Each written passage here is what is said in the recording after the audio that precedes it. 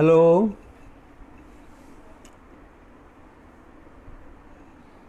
आवाज़ जा रही है?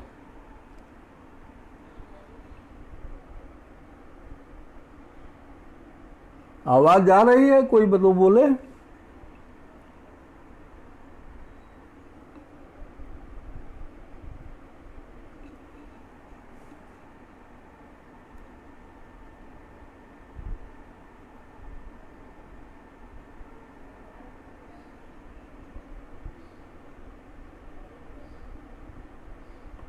अच्छा शिवानी, ठीक है, आवाज़ आ रही है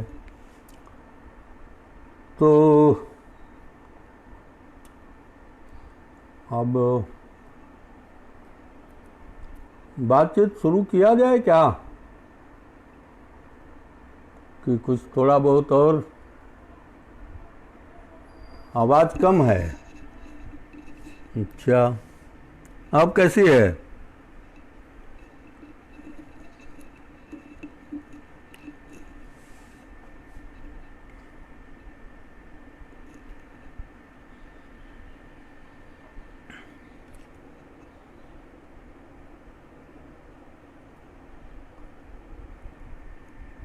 अच्छा, कैमरा ठीक कर लें।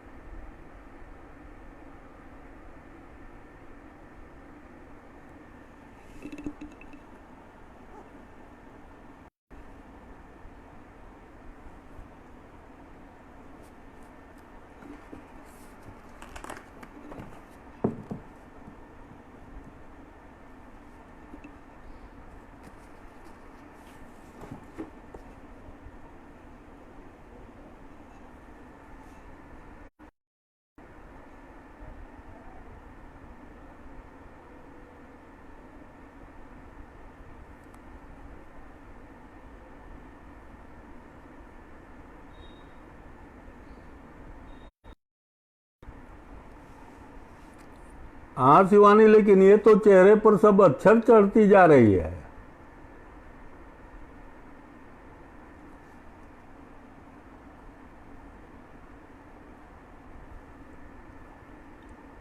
तिरछा ही रखना ठीक लग रहा था।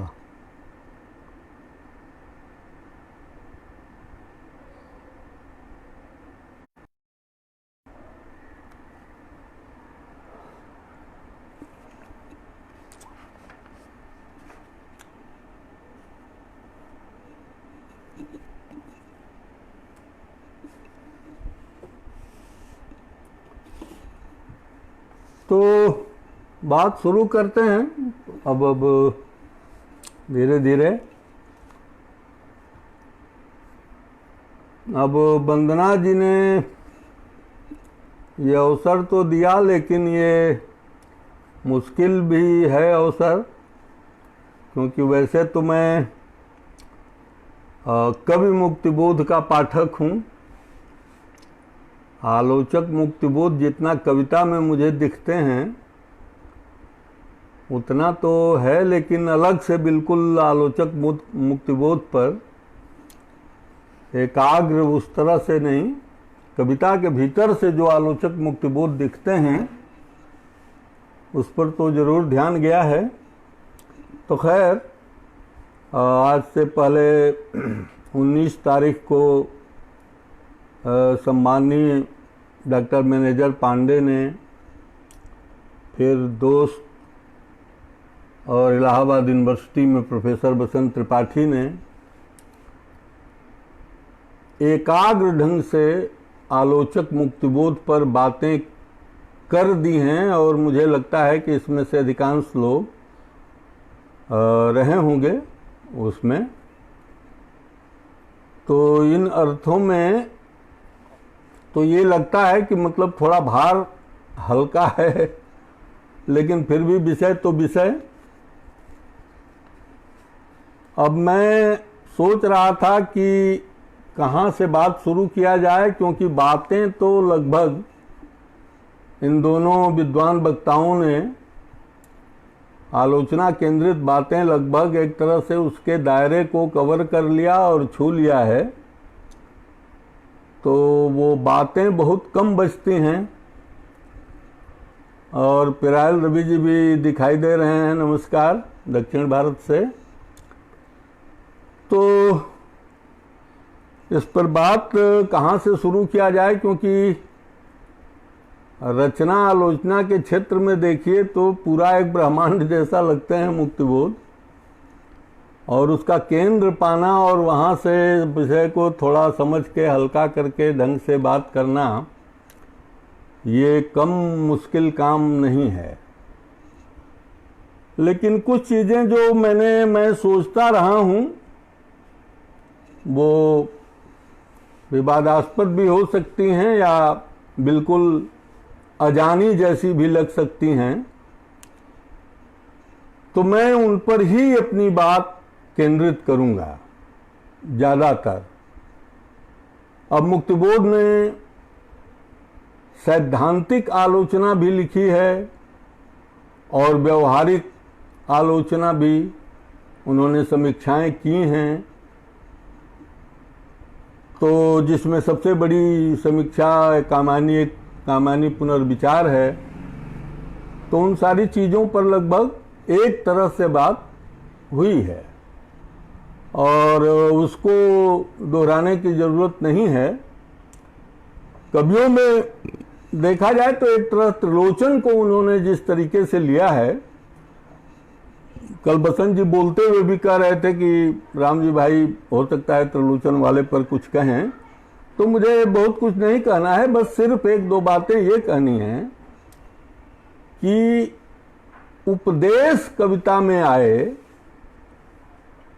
ये और कविता हो जाए, ये मामूली बात नहीं होती, बहुत कठिन बात होती है। और मुक्तिबोध ने त्रिलोचन की धरती की समीक्षा लिखते हुए इस एक खास बिंदु को और उनके संघर्ष के बिंदु को और उसके भीतर से निकलते हुए इस डायडेक्टिक स्ट्रेन को, नैतिकता धारा को पकड़ा है और एक तरह से जबरदस्त ढंग से विश्लेषित किया है और कहा है कि ये नैतिकता वो आंतरिक जो संघर्ष की एक जरूरत है उसकी उपज है, और वो चूंकि कभी अपने को समझाता है, अपने को उपदेश देता रहता है, अपने निराशाओं के क्षण में हो, अपनी मुश्किलों के क्षण में हो, अपने गिर जाने के क्षण में हो, और इसलिए उसकी प्रामाणिकता जो बनती जाती है वो पाठक को प्रभावित करती है। ये मुक्तिबोध भी करते हैं। जैसे अगर एक भूतपूर्व विद्रोही का कथन, कविता की वो पंक्ति आपको याद हो, तो उसमें ऐसे ही लाइन आती है, कोशिश करो जीने की जमीन में गड़कर भी। तो इस तरह की व्यवहारिक समीक्षा भी उन्होंने बहुत सारे लोगों पर, जिनके नामों का उल्लेख हो चुका है, जिन पर थोड़ा बहुत बातें हो चुकी हैं, मैं उन बातों को दोहराऊंगा नहीं। ये तो मैंने बसंत जी की बात को रख दिया इतना, नहीं तो इसे भी मुझे बहुत, इस पर भी बहुत बात नहीं करनी थी। उसके एक खास बिंदु पर मुझे ये बात कहनी थी, और मुक्तिबोध इसको लेके कहते भी हैं कि अगर संघर्ष को निकाल दिया जाए त्रिलोचन में से तो उनकी कविता लंगड़ा जाएगी। हृदय बुद्धि सलामत रह भी गया तो हाथ भुजाएं और चरण तो कटे हुए नजर आएंगे। और वो इसलिए भी कि कोई नई कविता के क्षेत्र में संघर्ष को, राजनीति को, इस तरह के नैतिक उपदेशात्मक चीजों को काव्यवाह माना गया था, और मुक्तिबोध को इसकी कवित्व शक्ति को और कविता के भीतर आकर के कविता बन जाने की सच्चाइयों को धरती में उन्होंने एक तरह से प्रायोगिक रूप से देखा।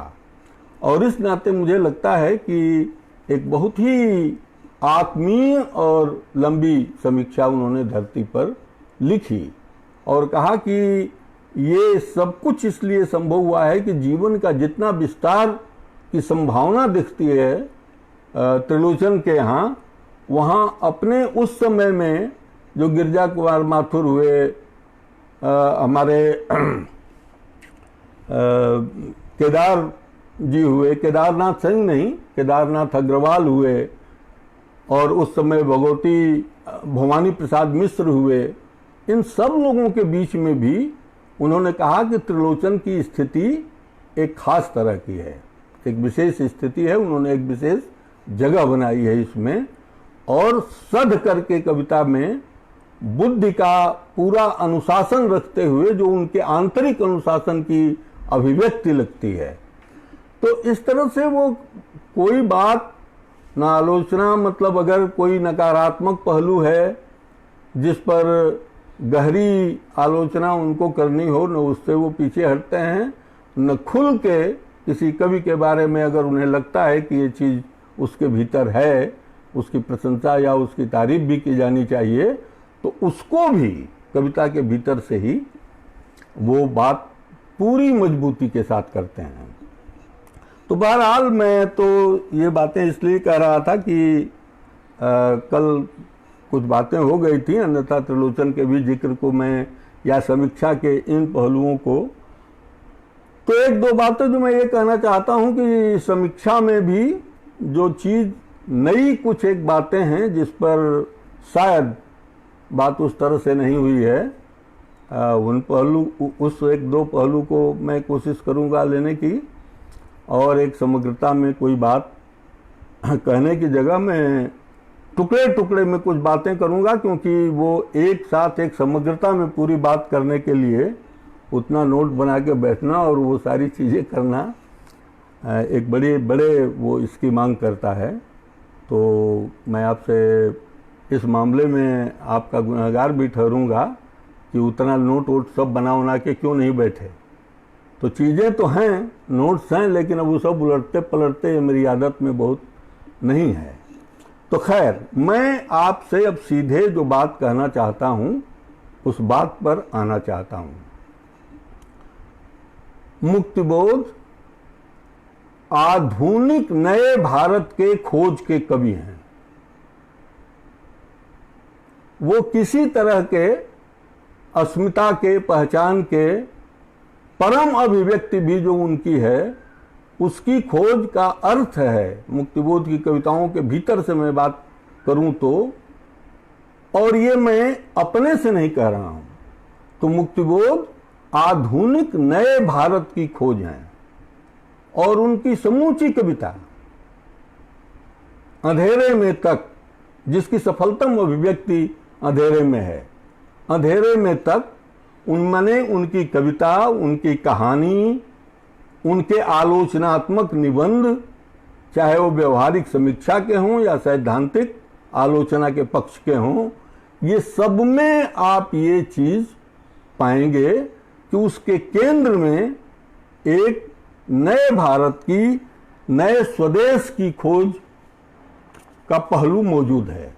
और जब मैं ये कह रहा हूं तो अपने नहीं कह रहा हूं, उसमें से अन्यथा खींच के निकाली गई कोई बात मैं नहीं कह रहा हूं।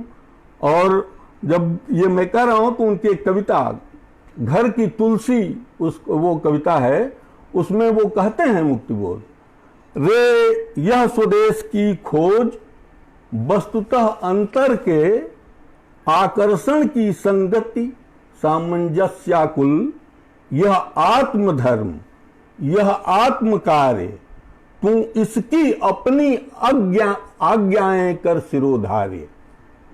ये आज्ञा सिरोधार्य करके वो कविता के भीतर प्रवेश करते हैं। अब ये प्रश्न स्वाभाविक रूप से उठ सकता है कि क्या स्वदेश खो गया था क्या? जवाहरलाल जी ने भी डिस्कवरी ऑफ इंडिया की थी, तो ये स्वदेश खो गया था क्या?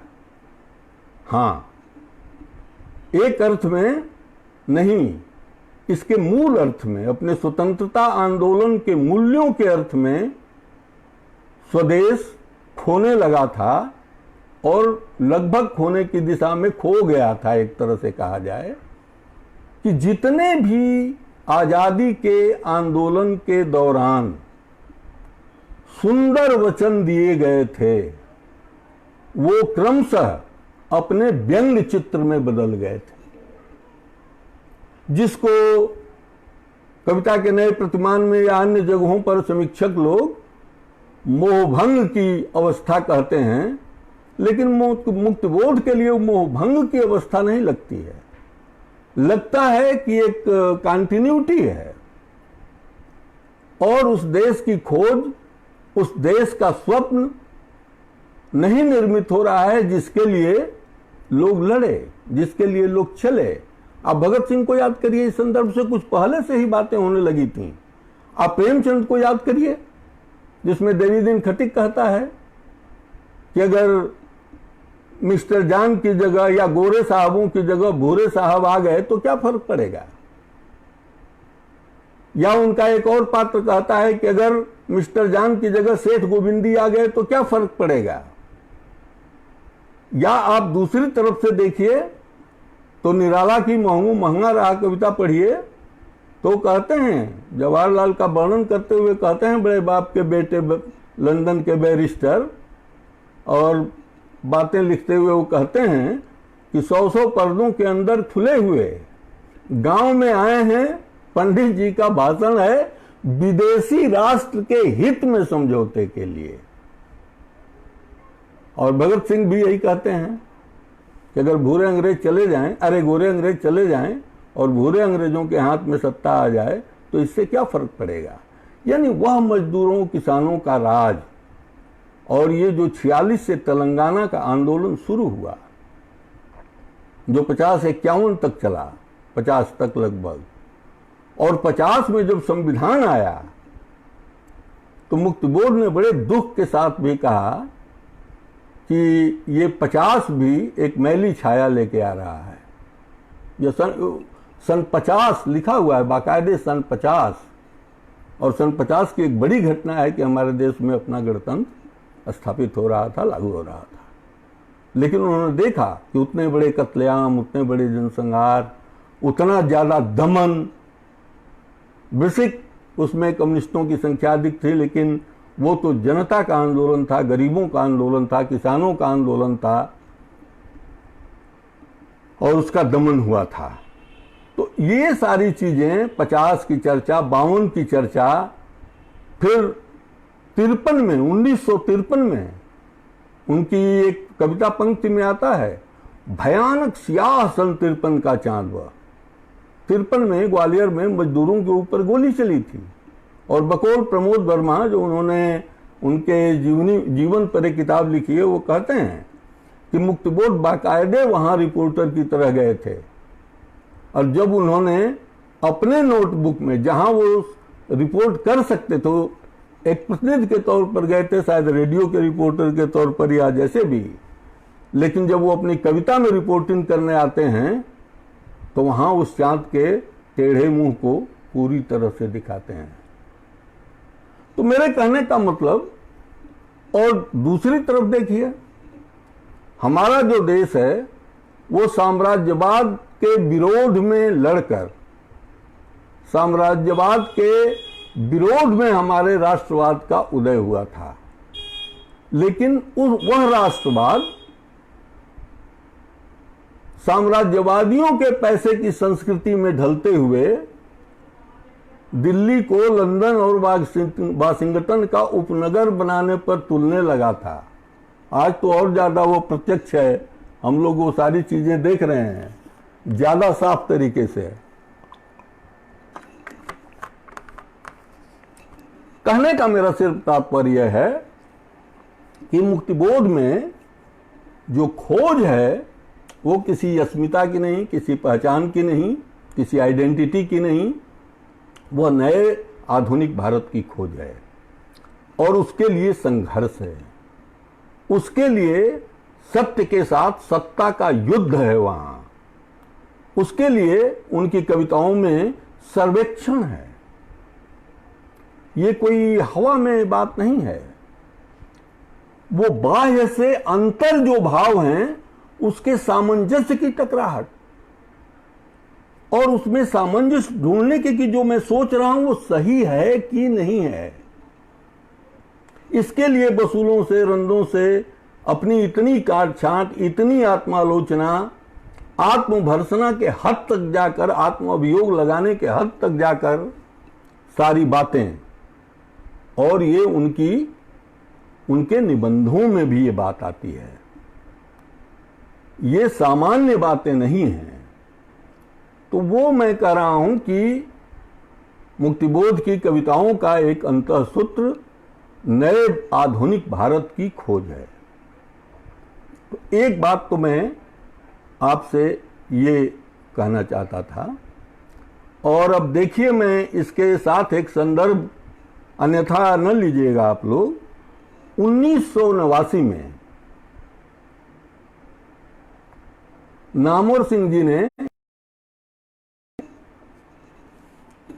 कविता के नए प्रतिमान पुनर्विचार नाम से एक व्याख्यान दिया।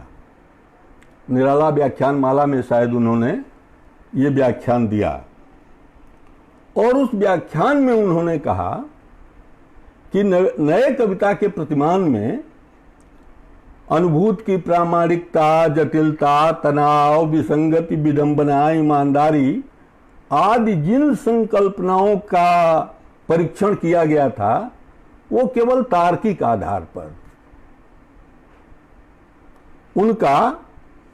उन अवधारणाओं की राजनीतिक भूमिका भी लेकिन थी, उसका परीक्षण नहीं किया गया।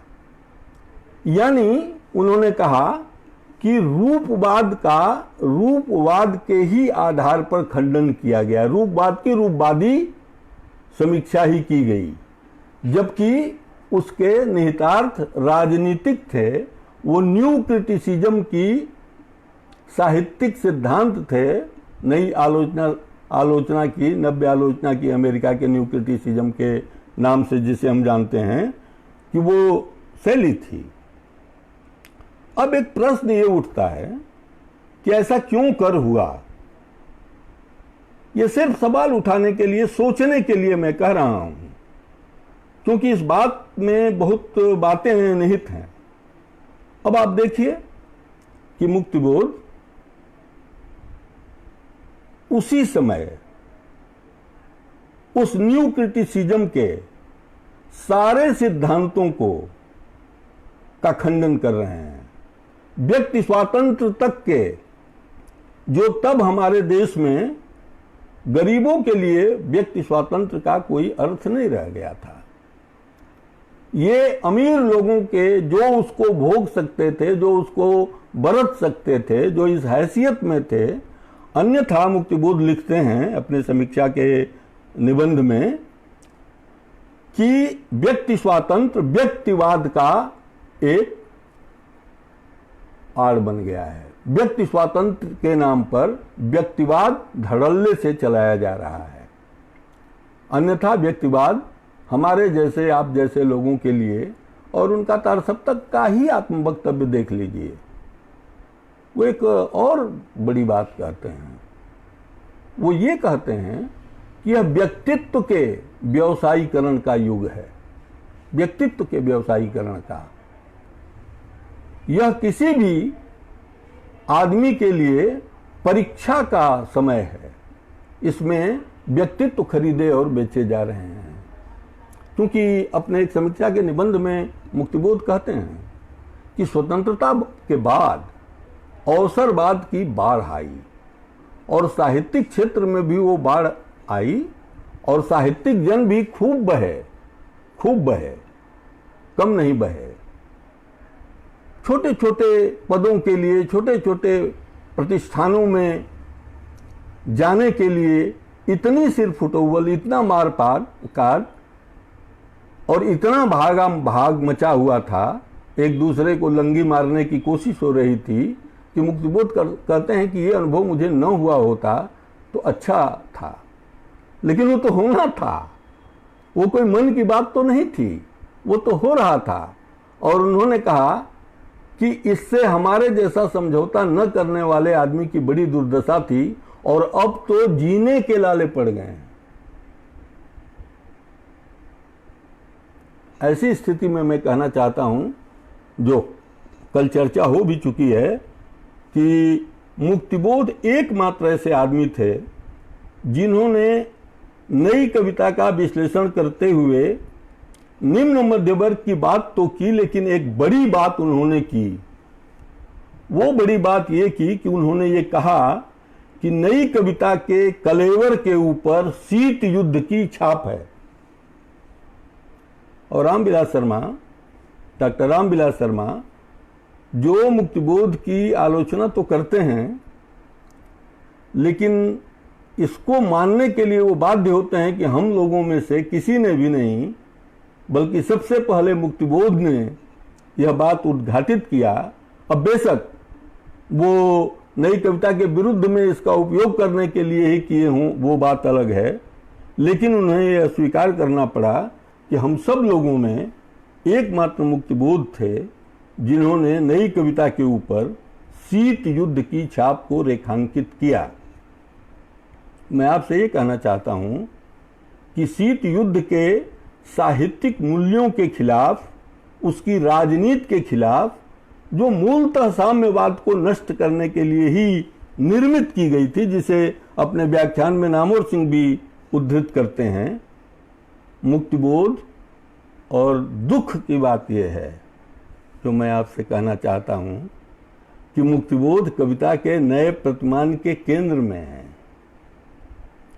नए प्रतिमान के केंद्र में जो आदमी है, वह तो ये युद्ध लड़ रहा था, अपने साहित्यिक, सांस्कृतिक, आलोचनात्मक क्षेत्रों में इसके खिलाफ युद्ध लड़ रहा था, लेकिन जिस प्रतिमान के वह केंद्र में है, वह केंद्र में ले आने वाला उनको इससे बेखबर था, या कह रहा है कि हमने उस समय इसकी समीक्षा नहीं की।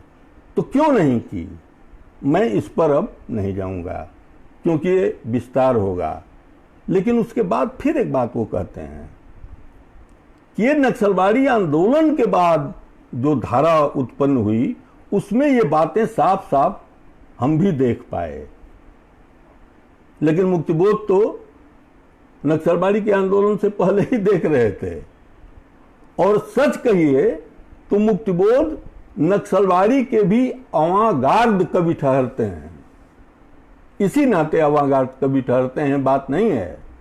बात यह है कि मुक्तिबोध क्रांति के प्रति अपनी आलोचना में, और मैं थोड़ी देर बाद इस पर बात करूंगा जब वो प्रगतिवाद और नई कविता के आचार्यों की आलोचना में उतरते हैं, तो थोड़ी उस पर मैं बात जरूर करूंगा। उस समय इस बात को फिर उठाया जाएगा।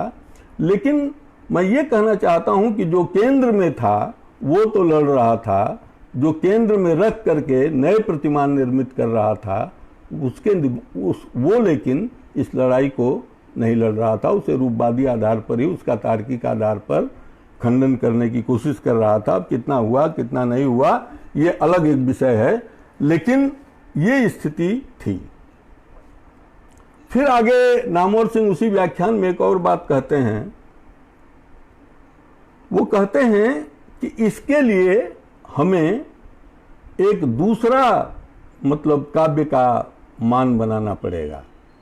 हमें एक दूसरी चीजें त्रिलोचन के लिए, नागार्जुन के लिए, केदारनाथ अग्रवाल के लिए एक दूसरे प्रतिमान की खोज करनी पड़ेगी। और वो दूसरा प्रतिमान के दो विभाग होंगे। एक जो ठेठ भारतीय आधुनिकता के को निर्मित कर रहे थे, यानी त्रिलोचन, नागार्जुन और केदारनाथ अग्रवाल सरीखे लोग, और दूसरे जो पश्चिमी आधुनिकता की तरफ थे, यानी शमशेर बहादुर सिंह, मुक्तिबोध, अज्ञेय। ये विभाजन जरा देखिए। मैं समझता हूं कि ये विभाजन पूरी तरह से गलत है, और यह सुविधावादी है और अवसरवादी भी है यह विभाजन। इसलिए मैंने आपसे कहा कि जो आदमी स्वदेश की खोज की बात कर रहा है, और एक दो कविताएं नहीं हैं, आप याद करिए कि वो बातें उनके निबंधों में भी आती हैं और उनकी कविताओं में भी ये बात आती है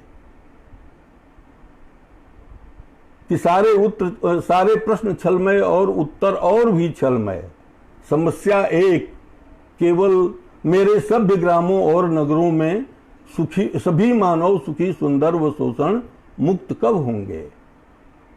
या वो कहते हैं कि हमारे देश भारत के पुरानी हाय में से कौन सी वह आग भभकेगी कि जिससे उड़ जाएंगी छाती पर लेटी हुई ये पत्थर की शिलाएं, और उसमें से भभक कर उभर कर सामने कौन से भव्य मानव गुण आएंगे। ये आधुनिक भारत का तसव्वुर या फैज जब कहते हैं, ये दाग दाग उजाला ये सब गजीदा शहर, ये वो शहर तो नहीं जिसकी आरजू लेकर चले थे लोग कि मिल जाएगी कहीं न कहीं। तो ये केवल मुक्तिबोध की ही चिंता में नहीं, लेकिन कविता के क्षेत्र में मैं ये बात कहना चाहता हूँ कि मुक्तिबोध इसे अपना एक आधार बना करके चलते हैं। और वह उनकी को, इसलिए मैंने एक सूत्र वाक्य में अगर कहा जाए तो मुक्तिबोध की कविताएं आधुनिक नए भारत की खोज हैं। और मैं इसके दूसरे पहलुओं पर अब मैं नहीं जा रहा हूं कि जब जवाहरलाल ने डिस्कवरी ऑफ इंडिया के बाद भारत का निर्माण शुरू किया तो डॉक्टर अंबेडकर ने कहा कि ए नेशन इन बीइंग है, यह बनता हुआ राष्ट्र है, बन गया राष्ट्र नहीं है। जबकि बनी बनाई राष्ट्रीयता खोज ली गई थी और आज उसका प्रतिफल हम लोग बहुत अच्छी तरीके से देख रहे हैं। तो बहरहाल जो मैं दूसरी बात आप लोगों से इसके बाद जो मैं करना चाहता हूँ वो ये बात ये करना चाहता हूँ, बहुत सारी बातें हुई हैं। मुक्तिबोध एक तो ये कहते हैं कि जीवन के प्रश्न ही साहित्य के प्रश्न हैं, उससे अलग कोई साहित्य का प्रश्न नहीं होता। जीवन का प्रश्न ही साहित्य का प्रश्न होता है। अब इसकी विवेचना में आप जाइए तो उस विवेचना को आप अगर आप देखें तो जिस ऐतिहासिक अवस्था में हम रहते हैं, जिस सामाजिक अवस्था में हम रहते हैं, उससे क्रिया प्रतिक्रिया के जरिए ही हमारा अंतर्मन तत्व, हमारा अंतर जगत, जिसे मुक्तिबोध आभ्यंतर बाह्य का आभ्यंतरीकृत रूप कहते हैं, वो बनता है। कि अभ्यंतर का बाह्य का आभ्यंतरीकरण और अभ्यंतर का बाह्यीकरण, यह एक निरंतर विकसित होने वाला चक्र है। यानी हमेशा आदमी जो बाह्य का अपने भीतर आभ्यंतरीकरण करता है उसका वो बाह्यीकरण भी करना चाहता है। वो वाक सरणी में, माने बोलने की प्रक्रिया में, भाषण में, और उसमें से एक साहित्य भी है। साहित्य कोई बहुत अलग की चीज नहीं, बेशक रूप सबके अलग अलग हैं। तो एक बात वो ये कहते हैं। दूसरी बात वो ये कहते हैं इसके साथ साथ कि बाह्य के कविता एक सांस्कृतिक प्रक्रिया है, तो इस आभ्यंतरीकरण में प्राप्त सांस्कृतिक स्तर का भी आभ्यंतरीकरण होता है जो बाह्य समाज के होते हैं। तो ये चीज कहते हुए जो मैं कहना चाहता हूं, इसमें मुक्तिबोध ने एक और बात कही। उनका एक निबंध है और मैं समझता हूं कि मुझे इस पर थोड़ी बात करनी है। वो बात ये करनी है कि अब कुछ लोग मानते हैं कि, और मुक्तिबोध ने भी लिखा है कि मनोविज्ञान का उतनी ही दूर तक उपयोग करना चाहिए जहां तक वो वर्णन का ये हो। मनोवैज्ञानिक सिद्धांतों की वो बात कर रहे हैं, लेकिन मनोजगत में जहां सवाल है उसके बारे में उनका एक निबंध है, जीवन के मनोवैज्ञानिक तहों में। और वो कहते हैं कि अभी हमारी सभ्यता में यह नहीं हुआ है कि हम उन आभ्यंतरिक तहों में जो गतिधारा है उसको सामने ले आएं।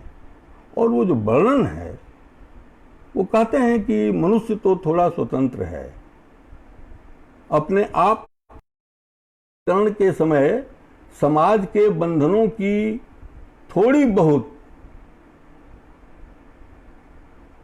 बाड़ जो लगा हुआ है उसको तोड़ के उसकी अभिव्यक्त करने की कोशिश करता है। लेकिन जीवन का एक ऐसा भी भाग है, यानी स्त्री, जहां अपने प्रेम की बात करना तो दूर है, उसकी पूरी अभिव्यक्त करना तो दूर है, उसकी तो उसको होठ पर झलक जाने तक की इजाजत नहीं है। और यह जीवन अपने उस अंतर प्यास को लेकर इतने नीचे गाड़ दिया गया है कि जैसे अमावस्या की काली रात हो। लेकिन ये प्यास मरती नहीं, ये अंतर प्यास जीती ही रहती है, जागती ही रहती है और बहती रहती है। और इन अर्थों में आकर वो एक सूत्रीकरण करते हैं आगे बढ़ते हुए कि हमारी सभ्यता ने अभी इसका महत्व नहीं समझा है और इसीलिए हमारा बहुत कुछ प्रभावहीन या गतश्री हो जा रहा है। साहित्य में भी उसके भीतर कोई तेजस्विता नहीं आ पा रही है। और सामान्यतः एक सूत्र विकसित करते हैं और वो कहते हैं कि चेतन मन का जब तक अपने अचेतन के किसी एक अंश से संबंध नहीं बनता तब तक साहित्य रचना संभव नहीं है। और ये केवल मुक्तिबोध के लिए सच नहीं है, ये हमारे जीवन में किसी हर व्यक्ति का सच है। वो साहित्य लिखता हो न लिखता हो, किसी और काम में लगा हो, लेकिन इसके बगैर, क्योंकि ये जो जीवन ये एक बहुत नई चीज है या एक नया बात है जिस पर इस पर बात नहीं हुई थी, इसलिए मैंने इसको उठाना उचित समझा।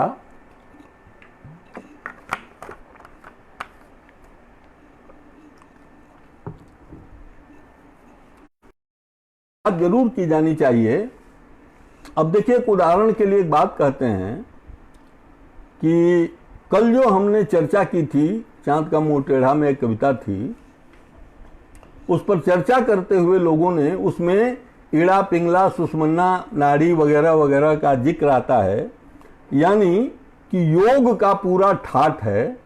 शिल्प जो है योग की शब्दावलियों में उस कविता का निर्मित होता है और उसमें एक सूर्य कन्या नाम की लड़की उसे मिलती है, उसके नायक को, मानो सम्मुख आकर बाहर आकर चंद्र खड़ा हो वगैरह वगैरह। मैं उसके विस्तार में नहीं जाऊंगा, लेकिन इसकी समीक्षा क्या हुई, इसकी आलोचना क्या हुई कि मुक्तिबोध को एक मने प्यार की जरूरत थी, वो उसको ये करते थे। और ये सूर्य कन्या क्या है, क्योंकि इंगला पिंगला में तो सूर्य कन्या नाम का कोई जिक्र नहीं है। तो एक लड़की भी ढूंढ निकाली गई, एक औरत भी ढूंढ निकाली गई कि ये शायद सूर्य कन्या, इसे कहा है मुक्तिबोध ने। मैं समझता हूं कि ये निहायत गलत बात है इस तरीके से सोचना। और उस कविता को आप पढ़ेंगे तो लगेगा कि उस कविता का मूल तथ्य जो है, उसका फैंटेसी तथ्य जो है, वो स्त्री पुरुष के बीच मित्रता का तथ्य है, उसमें प्रेम का नहीं है। इतना किसी को जगह जरूर हो सकती है कोई ये समझे कि अगर ये मित्रता इस तरह से बढ़ती रही तो हो सकता है कि वो प्रणय तथ्य में बदल जाए, लेकिन उस कविता में तो ये नहीं है। लेकिन उसको खोजा गया। फिर अंधेरे में प्रणय तथ्य भी है, अंधेरे कविता में।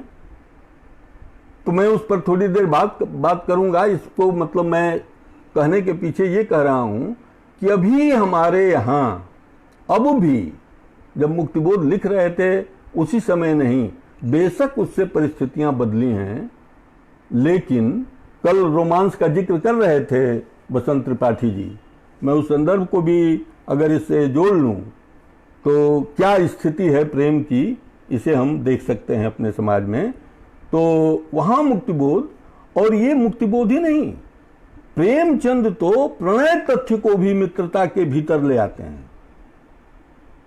प्रणय तथ्य को भी, अगर आप गोदान में मालती और मेहता के संवाद को याद करें, और बहुत सारे संवाद हैं लेकिन वो खास संवाद जो मैं कह रहा हूं उसको अगर आप याद करें, तो मेहता कहते हैं कि क्यों नहीं हम लोग पति पत्नी बनकर अब रहें।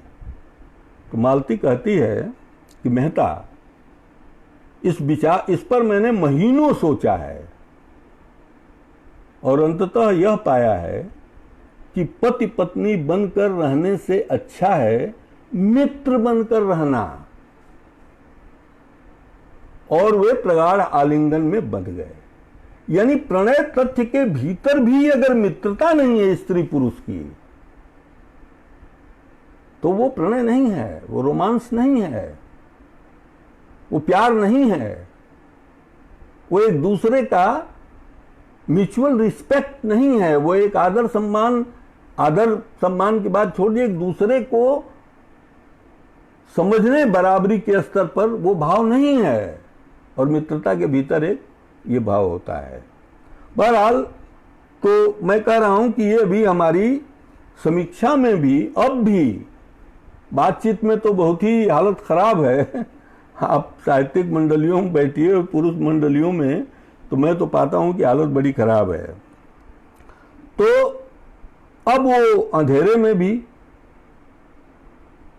स्वप्न की याद आती है कि जैसे प्यार कर लिया हो जीवन भर के लिए, उस चुंबन की याद आ रही है।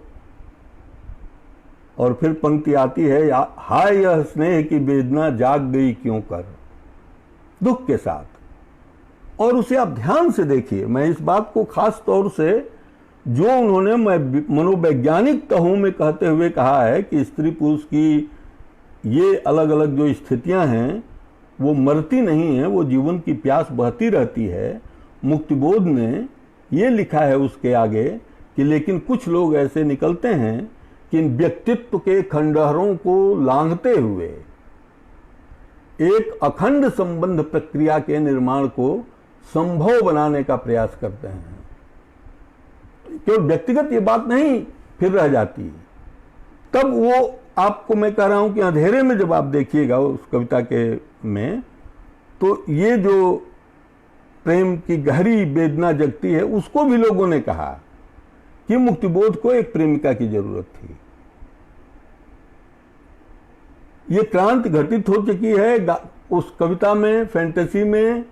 कहीं आग लग गई, कहीं गोली चल गई कि पूरी पृष्ठभूमि में ये स्नेह की वेदना जागृत होती है। क्यों भाई? आप याद करिए, राम की शक्ति पूजा में रावण से लगभग जैसे एक दिन के युद्ध के बाद हारने की या विजय उस पर न पा पाने की जो आशंका से राम भरे हैं, उस समय सीता की आंखें, विदेह के लता अंतराल में मिलन, आंखों का आंखों से प्रिय, फिर सुबह खरदूषण को जलते हुए देखना, एक स्मृति लोक है।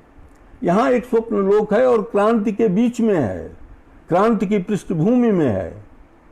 इसका अर्थ यह भी होता है कि क्रांति को संभव करने वाले कारकों में, अब इसके भी विस्तार में मैं नहीं जा रहा हूं, कभी मुक्तिबोध ने इस पर अपने निबंधों में भी बात किया है कि क्रांति को संभव करने वाले कारकों में से एक प्रेम भी है। यानी जीवन की वह प्यास, बराबरी की वह आकांक्षा, प्रेम की वह आकांक्षा जिस पर मुक्तिबोध लिखते हैं कि आपने उसको दासी तो बना लिया, लेकिन अपने लिए आपने छूट ले रखी कि आप चाहें तो और स्त्रियों से प्रेम करके शादी भी कर ले सकते हैं, लेकिन उसी समय अगर स्त्री भी किसी दूसरे से प्रेम करके शादी कर लेना चाहे तो इसकी इजाजत नहीं है। तो वहां तो इस तरह की भी बात नहीं है। तो कहते हैं कि प्रेम भी क्रांति के बगैर संभव नहीं है, उसकी मुक्ति भी संभव नहीं है बिना समाज परिवर्तन के। उस पृष्ठभूमि में आने का यह आशय निकलता है, लेकिन हमारे समीक्षकों ने यह भी आशय निकाल लिया इतना ही कि उन्हें एक प्रेमिका की जरूरत थी। मैं समझता हूं कि ये बातें मैं इसलिए कह रहा हूं कि मुक्तिबोध को केवल एक एकेडमिक ढंग से ही देखने की जरूरत नहीं है। तो मेरे कहने का मतलब कि वो मन के, अब देखिए मन के भीतर जब वो जाते हैं तो कहते हैं कि अचेतन फ्रायड की तरह केवल दमित वासनाओं का केंद्र नहीं है, वह एक प्राकृत प्रमाण शक्ति है। अब इसके पूरे विस्तार में मैं फिर बात अभी नहीं करूंगा, क्योंकि वो प्राकृत प्रवाहमान शक्ति का उनका कहने का मतलब यह है कि वो विभिन्न तरह से हमारा अवचेतन, और एक बात आप याद रखिए, क्लाइड ईथरली कहानी जो है हम लोगों को उसे पढ़ना चाहिए।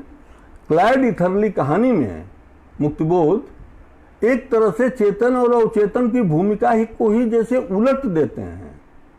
और ये मैं क्यों कहना चाहता हूं समीक्षा के इस आलोचना के सत्र में, क्यों ये मैं कहना चाहता हूं, क्योंकि मुक्तिबोध ने लिया, मनोविज्ञान को भी लिया, उसकी आलोचना करने के लिए हमारे भाष्यकारों ने उसकी आलोचना करते हुए उनको सिजोफ्रेनिक तक ठहराया मुक्तिबोध को, कि वो सिजोफ्रेनिक थे, वो विभाजित व्यक्तित्व के थे, और उनमें जो पाप भावना, अपराध भावना है वह इन्हीं दमित इच्छाओं की अभिव्यक्ति है। नहीं सर, नहीं भाई, नहीं साथी, इसकी नहीं। तब वो कहते हैं कि हमारा चेतन और अवचेतन का रोल ही बदल गया है, वो चेतन में साझे और समझौते आ गए हैं, अधिचेतन में समाज से सामंजस्य बिठाने के विधियां आ गई हैं, चालाकियां आ गई हैं, और अचेतन में विद्रोही भावों को उठा करके फेंक दिया गया है।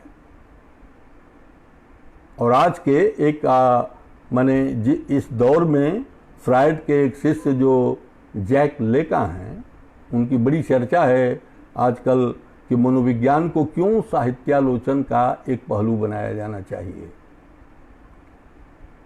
और मुक्तिबोध ने इसमें मनोविज्ञान को एक आलोचन पहलू के रूप में लिया। ये नई चीज है जिस पर बहुत कम काम,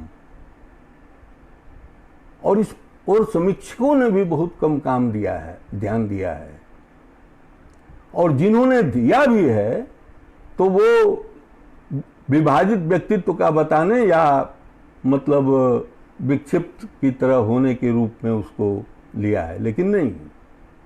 तब अब मैं इसके साथ ये कह रहा हूं कि अपने निबंधों में भी और अपनी कविताओं में भी मुक्तिबोध, जैसे देखिए वो कहते हैं कि हम अपने अनुभव सत्य को किसी डर से, किसी भय से, जैसे फ्रायड तो कहते थे कि सभ्यता भिरुचि बस हम उसे अटाले में डाल देते हैं और चेतन के हवाले कर देते हैं, लेकिन मुक्तिबोध कहते हैं कि वो असुविधा कारक होने के नाते वो हमारे जीवन को मुश्किल कर देंगे, वो बच्चे भीख मांगने लगेंगे, ये भय पैदा कर देंगे, क्योंकि वो बड़े असुविधा कारक भाव हैं, और उन भावों को का हम गला दबा करके उन्हें अवचेतन के अटाले में डाल देते हैं। और कविताओं में रूपक तो आप देखें तो शिशु के रूप में वो रूपक आता है कि हम अपने पैदा हुए नवजात शिशुओं को कुएं के मुंडेरों पर, तालाबों के किनारे, कचरे के ढेरों में, महाकंस से भय खाते हुए, जमुना पार करते हुए कहीं भी ले जाकर छुपा देने के लिए, क्या ये आज का हमारा जीवन ऐसा नहीं है? क्या हमारे भय के अपने सच्चे भावों को, सत्य के भावों को, जो हमारे अनुभव में पैदा हुए, हमारे जीवन अनुभव के दौरान पैदा हुए, उन भावों की हम बलि नहीं चढ़ा दे रहे हैं, उन्हें हम त्याग नहीं दे रहे हैं? ये दृश्य तो हमें आज भी दिखाई दे रहे हैं। अपने पुत्री की चिंता में व्याकुल मां के हाथों से वह छूट गिरी, वह गर्भपात की तेज दवा। ये व्याकुलताएं, ये चीजें क्या आपके मनोजगत का निर्माण नहीं करती हैं? मुझे लगता है कि ये चिंताएं हमारे मनोजगत का निर्माण करती हैं। और इसका उद्भेदन, इसको खोलना, इसको प्रत्यक्ष करना, इसको सामने ले आना। किस लिए सामने ले आना? ये उद्देश्य आप समझिए। तो मुक्तिबोध लिखते हैं मध्य वर्ग पर अपने निबंधों में कि मध्य वर्ग पर और खास तौर से निम्न मध्य वर्ग को, जब वो कहते हैं ना कि साहित्य के क्षेत्र में अभी मध्य वर्ग ही सक्रिय है और लंबे समय तक यही सक्रिय रहेगा, लेकिन इस मध्य वर्ग के भी दो हिस्से हैं, उच्च मध्य वर्ग और निम्न मध्य वर्ग। बीच में मध्यम मध्यम वर्ग भी है, मिडिल क्लास जिसे हम लोग कहते हैं। तो कहते हैं कि उच्च मध्य वर्ग अपने पक्ष में निम्न मध्य वर्ग को खींच लाना चाहता है, और सर्वहारा, ये उनके शब्दावली है, और सर्वहारा समीक्षा की समस्याएं में भी और सर्वहारा उसे अपने प्रभाव के अंतर्गत ले आना चाहता है। ये संघर्ष साहित्य के क्षेत्र में मौजूद है, और इसके लिए वो प्रगतिवादियों की आलोचना करते हैं कि उन्होंने इसको नहीं समझा, उसके वैफल्य को, उसके पारिवारिक जीवन को, जिसको कल बसंत जी कह भी रहे थे, उसके सामाजिक जीवन को, उसके जीवन में आने वाले कष्टों को। और उन्होंने कहा कि ऐसे तमाम लोगों को मैं जानता हूं जो उस तरह से दरिद्र या कंगाल तो नहीं कहे जाएंगे, लेकिन उन्हें सुखी और संपन्न भी नहीं कहा जा सकता। वो कलात्मक स्थापना के लिए या उनके आकर्षण में अन्य कारणों से बद्ध होने के चलते उच्च मध्य वर्ग की तरफ जाते हैं, लेकिन वो उनसे पूरा तादाद में नहीं बैठा पाते।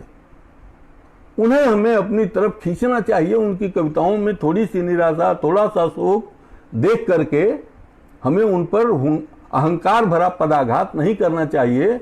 लेकिन प्रगतिवादी आलोचना ने किया और कहते हैं कि किसी भी आंदोलन धारा को समाप्त होने के लिए केवल बाहर से, क्योंकि पहली बार आंदोलन की धारा थोड़े बदल रही है, काव्य रूप थोड़े बदल रहे हैं, नई काव्य धारा सामने आ जा रही है। पहली बार तो नहीं, छायावाद के बाद प्रगतिवाद आया, प्रगतिवाद के बाद फिर, तो उसके क्षरण के बीज उसके अंदर भी होते हैं। और हमारे जो प्रगतिवादी समीक्षक हैं वो अपनी सिद्धांत व्यवस्था में अटक गए हैं, रुक गए हैं, जबकि सिद्धांत व्यवस्था का विकास किया जाना चाहिए। और उस विकास के लिए अत्यंत अधुनातन अध्ययनों को आत्मसात करते हुए उसमें से क्या कुछ लेने लायक है और उसको लेते हुए अपने सिद्धांत व्यवस्था का कैसे विकास किया जाए, ये समीक्षा की समस्याओं में सबसे केंद्रीय प्रश्न जो है। क्योंकि मुक्तिबोध दो तीन चीजों पर बहुत जोर देते थे। तो कैसे प्रयास किया जाए, जैसे वो कहते हैं कि न्यूटन का प्रयोग खत्म नहीं हो गया, गति का सिद्धांत वो आइंस्टीन के प्रयोग में समाहित हो गया। आइंस्टीन का प्रयोग भी आगे किसी अन्य बढ़ने वाले प्रयोग में, जैसे आज भी हम कहें तो आप जिसे क्वांटम फिजिक्स कहते हैं, उसमें समाहित हो जाएगा या होता जा रहा है। और इन चीजों का मुक्तिबोध सबसे ज्यादा, उनका कहते थे कि कला के क्षेत्र में, आजकल थोड़ी देर बाद इस पर बात करते हैं कि आजकल जो है तो कला के क्षेत्र में वो कहते थे कि त्रिविध संघर्ष है, तीन तरह का संघर्ष है। वस्तु तत्व के विकास का संघर्ष, वस्तु तत्व के उद्घाटन के, वस्तु तत्व को समझने का, जानने का संघर्ष, उसको समुचित उसकी अभिव्यक्ति का संघर्ष, माने अभिव्यक्ति क्षमता को विकसित करने का संघर्ष, और विश्व दृष्टि के विकास का संघर्ष। खेमेबाजी का नहीं, क्या प्रगतिशील धारा के हैं कि परिमल धारा के हैं कि किस धारा के हैं कि किस धारा के हैं, इसकी बात नहीं, दृष्टि विकास का संघर्ष। ये तीन संघर्ष को वो केंद्रित करते हैं और कहते हैं कि किसी भी सिद्धांत का लक्ष्य, मानवीय लक्ष्य, अगर वो मानवीय विचारधारा है तो मनुष्य संज्ञा ही उसका केंद्र होती है। और उसको उद्घाटित करने के लिए हमें नए टूल्स, नए अध्ययनियों को लेना अपने साथ। तो जान लीजिए कि रामविलास शर्मा और मुक्तिबोध की लड़ाई इसी बात की थी, खास तौर से, या प्रगतिवाद से मुक्तिबोध ने कभी प्रगतिवाद की जमीन छोड़ी नहीं, लेकिन उनकी टकराहट इसी बात पर थी कि मार्क्सवाद को अद्यतन बनाया जाना चाहिए। वो अपने तार सप्तक के वक्तव्य में भी कह चुके थे और बार बार वो अपने समीक्षा की समस्याएं और नवीन समीक्षा के आधार में भी कहते हैं कि तत्व विकास का संघर्ष, अब ये त्रिविध जो संघर्ष मैंने कहा, वो क्यों अनिवार्य हैं और उन्हें क्यों विकसित किया जाना चाहिए, और कहाँ हमारे साथी लोग, कहाँ प्रगतिशील आंदोलन चूक गया। और ये नए लोगों में, उन्होंने कहा कि नई कविता के आचार्यों में वो कला के माहिर हैं, वो उनमें कलात्मकता ज्यादा है और उनमें सत्य के अणु रेणु भी हैं। उनको हमें लेने से हिचकना नहीं चाहिए, जो भी सत्य के अणु रेणु हैं, लेकिन वो कलाकार को विभाजित करते हैं, कलाकार की हत्या करते हैं, कलाकार के आत्म स्वातंत्र को भ्रष्ट करते हैं, नष्ट करते हैं। कैसे करते हैं? कहते हैं कि वो नैतिकता को, नैतिक प्रश्नों को या संघर्ष के प्रश्नों को, राजनीतिक प्रश्नों को, विचारधारा के प्रश्नों को कला बाह्य मानते हैं, जबकि ऐसा नहीं होता। वो कला बाह्य नहीं है, जीवन संज्ञा के भीतर ये सारी चीजें आती हैं। और ये जीवन संज्ञा को अगर आप व्याख्यायित करिए तो ये मनुष्य के विभाजन के लिए एक संपूर्ण मनुष्य की बात है। इसी से कला निःसृत होती है, इसी से राजनीति निःसृत होती है, इसी से अर्थनीति विकसित होती है। यानी कि ये इस जीवन संज्ञा के विभिन्न पहलू हैं और आप इनमें से इनको निकाल दीजिए, उनको निकाल दीजिए, ये खत्म कर दीजिए, ये कलात्मक नहीं है, वो कलात्मक नहीं है, तब इसका मतलब आप क्या कहना चाहते हैं। और आगे मुक्तिबोध कहते हैं कि उन्होंने जीवन को इतने, मस्तिष्क को, हमारे मनस जगत को, हमारे अंतर जगत को इतने प्रकोष्ठों में बांट दिया है। उन एक आध प्रकोष्ठों की चर्चा भी करेंगे कि इतने प्रकोष्ठों में बांट दिया है कि उन दोनों, एक दो के भीतर आवाजाही का रास्ता ही नहीं है। माने वो क्लोज्ड रूम्स हैं, वो बंद कमरे हैं, वो बंद प्रकोष्ठ हैं, उनमें आवाजाही का मार्ग ही नहीं है। क्या जीवन ऐसा होता है? जीवन ऐसा नहीं होता। तो कहते हैं कि इस तरीके से उन्होंने कलाकार व्यक्तित्व को विभाजित किया, उसके आत्म स्वातंत्र को नष्ट किया और इस तरह से उसके कलाकार के चरित्र की हत्या की। ये गंभीर आलोचना है, ये छोटी मोटी आलोचना नहीं है। और मैं समझता हूं कि इस बात को मुक्तिबोध ने सबसे प्रखर ढंग से और केवल आलोचना नहीं की।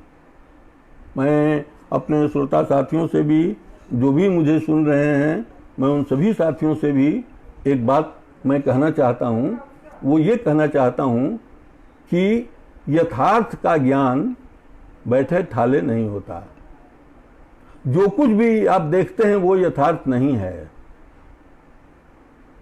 जो अदृश्य है उसको देखने की कुवत निकालना, क्योंकि यथार्थ में अंतर्विरोध हैं।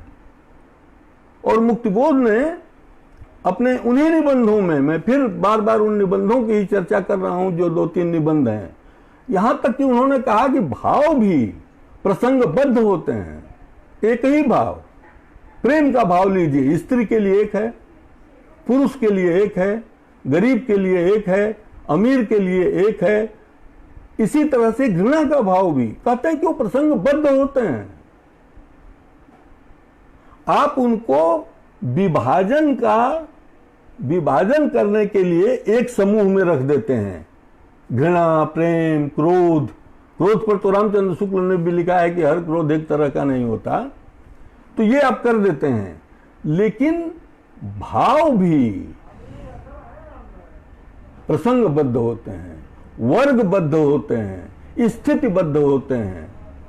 ये इतनी सूक्ष्मता में जा करके, और तब वो कहते हैं कि इन चीजों को ध्यान में रखे बगैर, अब मैं आपसे याद आ गया तो मैं यहाँ बातचीत में उसको भी रख दूं कि मुक्तिबोध की एक लंबी कविता है, जो वो निबंध में आपको नहीं बात मिलेगी, उस तरीके से इशारे मिलेंगे, लेकिन वो उसमें पूरा जैसे लगता है कि वो शब्दों का और शब्दों के बरतने का, और उसमें एक सिद्धांत भी निकलता है। हम लोग पहले जानते थे शब्द और अर्थ में भिन्नता नहीं होती, गिरा अर्थ जल बीच सम कहियत भिन्न भिन्न, लेकिन वो कहते हैं कि शब्द और अर्थ में भिन्नता होती है। कोई जरूरी नहीं है कि शब्द का जो मान्य अर्थ है वो शब्द वही अर्थ दे रहा हो। इसलिए रूपक का महत्व, मेटाफर का महत्व, लक्षणा का, व्यंजना का, ये सब हमारी शब्द शक्तियां जानती हैं, लेकिन इससे बात वो आगे निकाल कर ये कहते हैं कि ये दोनों स्वायत्त हैं, सिग्निफायर और सिग्निफाइड, निदेशक और निदेशित, ये दोनों स्वायत्त भी हैं। शब्दों का अर्थ जब कविता आप पढ़िएगा तो शब्दों के इतने रूप और उन्हें पकड़ने की बारीकी, ये जब ऐसा होगा, उसी में कहते हैं कि हम चंदा के मुंह पिछले हिस्से के बारे में बिल्कुल नहीं जानते, वो कैसा है, क्या है, किस तरह से है, लेकिन बाहर वह फैलाता है कृत्रिम चांदनी। ये कृत्रिम चांदनी और फैलाए जाने का सुने उस चांद के, तो जब चांदनी कहा जाता है तो हमारे भाव में जो भाव जगता है, मुक्तिबोध की कविता से वो भाव निकालने की कोशिश नहीं है। कहते हैं वो कृत्रिम स्मित मुख चांदनी जो फैलाता है वो झूठी है, उसकी सच्चाई तक हमको जाना होगा। तो बहरहाल जब मैं कह रहा था कि मध्य वर्ग के, निचले मध्य वर्ग के, तो मध्य वर्ग को ही जब वो केंद्र करते हैं तो साहित्य के क्षेत्र में उसके सक्रिय होने के नाते भी, और सबसे ज्यादा जीवन में प्राप्त अपने नए अनुभवों को अचेतन के अटाले में, जो बहुत असुविधा कारक होने के नाते अचेतन के अटाले में जिसको वो सह नहीं पाया, वो निरासज्जन व्यक्ति था, जिसके भीतर आत्मा में एक और आत्मा प्रकट हुई प्रज्वलनमयी, लेकिन वह उसको सह सका नहीं और ले जाकर के तमकूब बिवर में डाल गया। ये कविता की पंक्ति से मैं उसे सहज करने के ख्याल से कह रहा हूं। तो ये मध्य वर्ग ही अपने अनुभवों की सबसे ज्यादा हत्या करता है, और अंधेरे में, और इसकी वजह क्या है? स्वार्थ, और स्वार्थ की जननी इस पूरी संस्कृति की संरचना करने वाला, तो मुक्तिबोध कहते हैं कि वह लाभ लक्ष्य की अर्थवादिनी सत्ता है। इकोनॉमिक जो पावर है, लाभ लक्ष्य की अर्थवादिनी सत्ता है यह। और तब कहते हैं कि इसे, तब मुक्तिबोध इसका उत्खनन करते हैं, इसीलिए बार बार वो अवचेतन में जाते हैं उन विद्रोही भावों को सामने ले आने के लिए, क्योंकि उससे डर लगता है सत्ता को। क्यों डर लगता है सत्ता को? क्योंकि वो विद्रोही हैं, वो असुविधा कारक हैं, वो भविष्य का नक्शा तैयार करते हैं, वो हमारे भविष्य के प्रश्नों को इंगित करते हैं, आगामी कई भविष्यों के संकेत असाधारण उसके स्वर में, उस स्वर से अर्गला टूटती है, मन मिलते जुलते हैं। ये अलगाव जो समाज में है, पार्थक्य जो समाज में है, वो सब टूटते हैं उन नए अनुभवों के जरिए। इसलिए मनुष्य को इंडिविजुअलाइज कर देने, बड़ा व्यक्ति प्रतिष्ठा, व्यक्ति सत्ता की प्रतिष्ठा एक क्रांतिकारी बात है। अच्छा है, व्यक्ति की सत्ता की प्रतिष्ठा होनी चाहिए, लेकिन व्यक्तिवाद की प्रतिष्ठा के जरिए उस व्यक्ति सत्ता की प्रतिष्ठा को, जिसको रघुवीर साहब अपनी कविता में कहते हैं ना कि हमको निपट अकेला पाकर फिर आप हंसे, सत्ता का संविधान व्यक्ति को अकेला कर देना। और ये तमाम जो माध्यम हैं, अच्छा मैं देख नहीं पा रहा हूं कि कितना समय हुआ, आप लोग भी देख, क्योंकि एक आध दो बातें और करनी है, मैं अच्छा इधर उधर तो बहरहाल मैं ये कह रहा था कि वही सबसे ज्यादा अपने नए अनुभवों की हत्या भी कर रहा है, उन्हें अचेतन के अटाले में डाल रहा है। और तब मुक्तिबोध उन विद्रोही भावों को ही जो तुम्हारे ही हैं, और कहते हैं कि देखो विस्मृत करने की जो आदत है, और कहते हैं कि हमारे लोगों में, जैसे कल बसंत जी रख रहे थे नहीं, कि हमें लेखक के निजी जीवन को भी जानना चाहिए।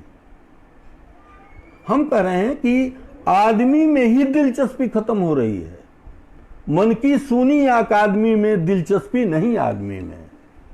ये जो पार्थक्य का दुख है और जो दाबे गए भाव अनुभवों की भविष्यगामिता है, ये मुक्तिबोध का लक्ष्य सूत्र है। उसको, हमारे ही भावों को हमारे सामने प्रत्यक्ष करना, अपराधी साबित करने के लिए नहीं। चंबल की घाटी में जब वो ये सब उभार कर ले आते हैं तो अपराधी साबित करने के लिए नहीं लाते, वो इसलिए लाते हैं कि हम ही हैं। हम किस इंद्रजाल में, हम किस जादूगर के इंद्रजाल में फंस गए हैं और वो हमें क्या बना दे रहा है। तो वो हमसे आपसे संवाद करते हैं। समीक्षा में भी समीक्षकों से यह मांग करते हैं, क्योंकि वो समीक्षकों को साहित्य का दारोगा बनते हुए देख रहे थे। इसलिए वो कहते हैं कि समीक्षकों को लेखक का मित्र होना चाहिए और उसे जीवन का ज्ञान, जीवन संज्ञा का ज्ञान लेखक से भी ज्यादा होना चाहिए। ज्यादा न होना चाहिए तो कम नहीं होना चाहिए, और मार्मिक ढंग से होना चाहिए। मार्मिक, उस मार्मिकता को पकड़ना। तो मेरे कहने का मतलब यह है कि रामविलास जी को यह लगा कि ये तो फ्रायडवाद है और अस्तित्ववाद है, और उन्होंने कहा कि मुक्तिबोध फ्राइडिज्म का और एग्जिस्टेंशियलिज्म का, फ्राइडियो मार्क्सवादी बन रहे हैं और घाल-मेल कर रहे हैं इन सिद्धांतों का। अब मैं इस घाल-मेल पर भी कोई बात नहीं करूंगा, क्योंकि ये मुक्तिबोध के चिंतन के एनालिसिस का क्षेत्र हो जाएगा।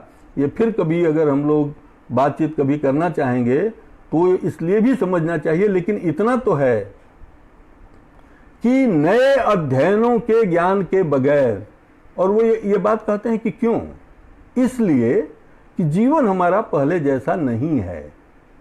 पहले सामंजस्य की एक प्रक्रिया समाज में ज्यादा थी। जिस आधुनिक समय में हम रह रहे हैं वहां हम समाज से सामंजस्य की जगह द्वंद्व की स्थिति ज्यादा बन रही है, और जब द्वंद्व की स्थिति बन रही है तो हमें यथार्थ में प्रवेश करने के लिए वैचारिक रूप से भी प्रवेश करने की जरूरत पड़ेगी। इसलिए अपने विचारधारा को, विश्व दृष्टि को विकसित करने की जरूरत पड़ेगी। और ऐसी स्थिति में तो तब और जब दुनिया अब ग्लोबल है, कोई चीज किसी चीज से अब अलग नहीं रह गई है, तो उसके अंतर्भेदन के लिए ज्ञान संपदा का विस्तार, अपने अंतर वैभव का विस्तार करना बहुत जरूरी है। ये प्रश्न वो उठा करके ले आते हैं।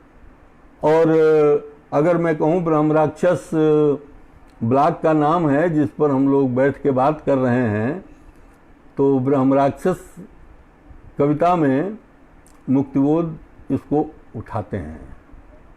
और वो लाइन बहुत 2-4 लाइन मैं आपके सामने रख रहा हूं। वो लाइन है कि किंतु युग बदला वो आया कीर्ति व्यवसायी, और कहते हैं कि ये कीर्ति व्यवसायी युग में जो मन है धन अभिभूत हो चला है। हृदय और मन धन अभिभूत, और धन अभिभूत में से जो हमारा अंतःकरण है, अब उसमें सत्य नहीं, सत्य की झाई निरंतर चिलचिलाती है। छाया, सत्य नहीं, उसकी छाया। जैसे धूमिल की कविता, जो विरोध के इस स्वरूप के इस छद्म को खोलते हैं, ठीक उस अर्थ में तो नहीं है कि मुट्ठी भी तनी रहे और कांख भी ढकी रहे। लेकिन मुक्तिबोध उसे इस अर्थ में नहीं लेते, दूसरे अर्थ में कहते हैं, उसके जड़ों तक जाने के लिए कहते हैं। और वो ये कहते हैं कि सत्य की झाई निरंतर चिलचिलाती थी और विश्व चेतस आत्मचेतस, लेकिन अनबन थी दुनिया से, ये भी था एक गुण। उस झाई ने इतना किया था लेकिन पिस गया वह।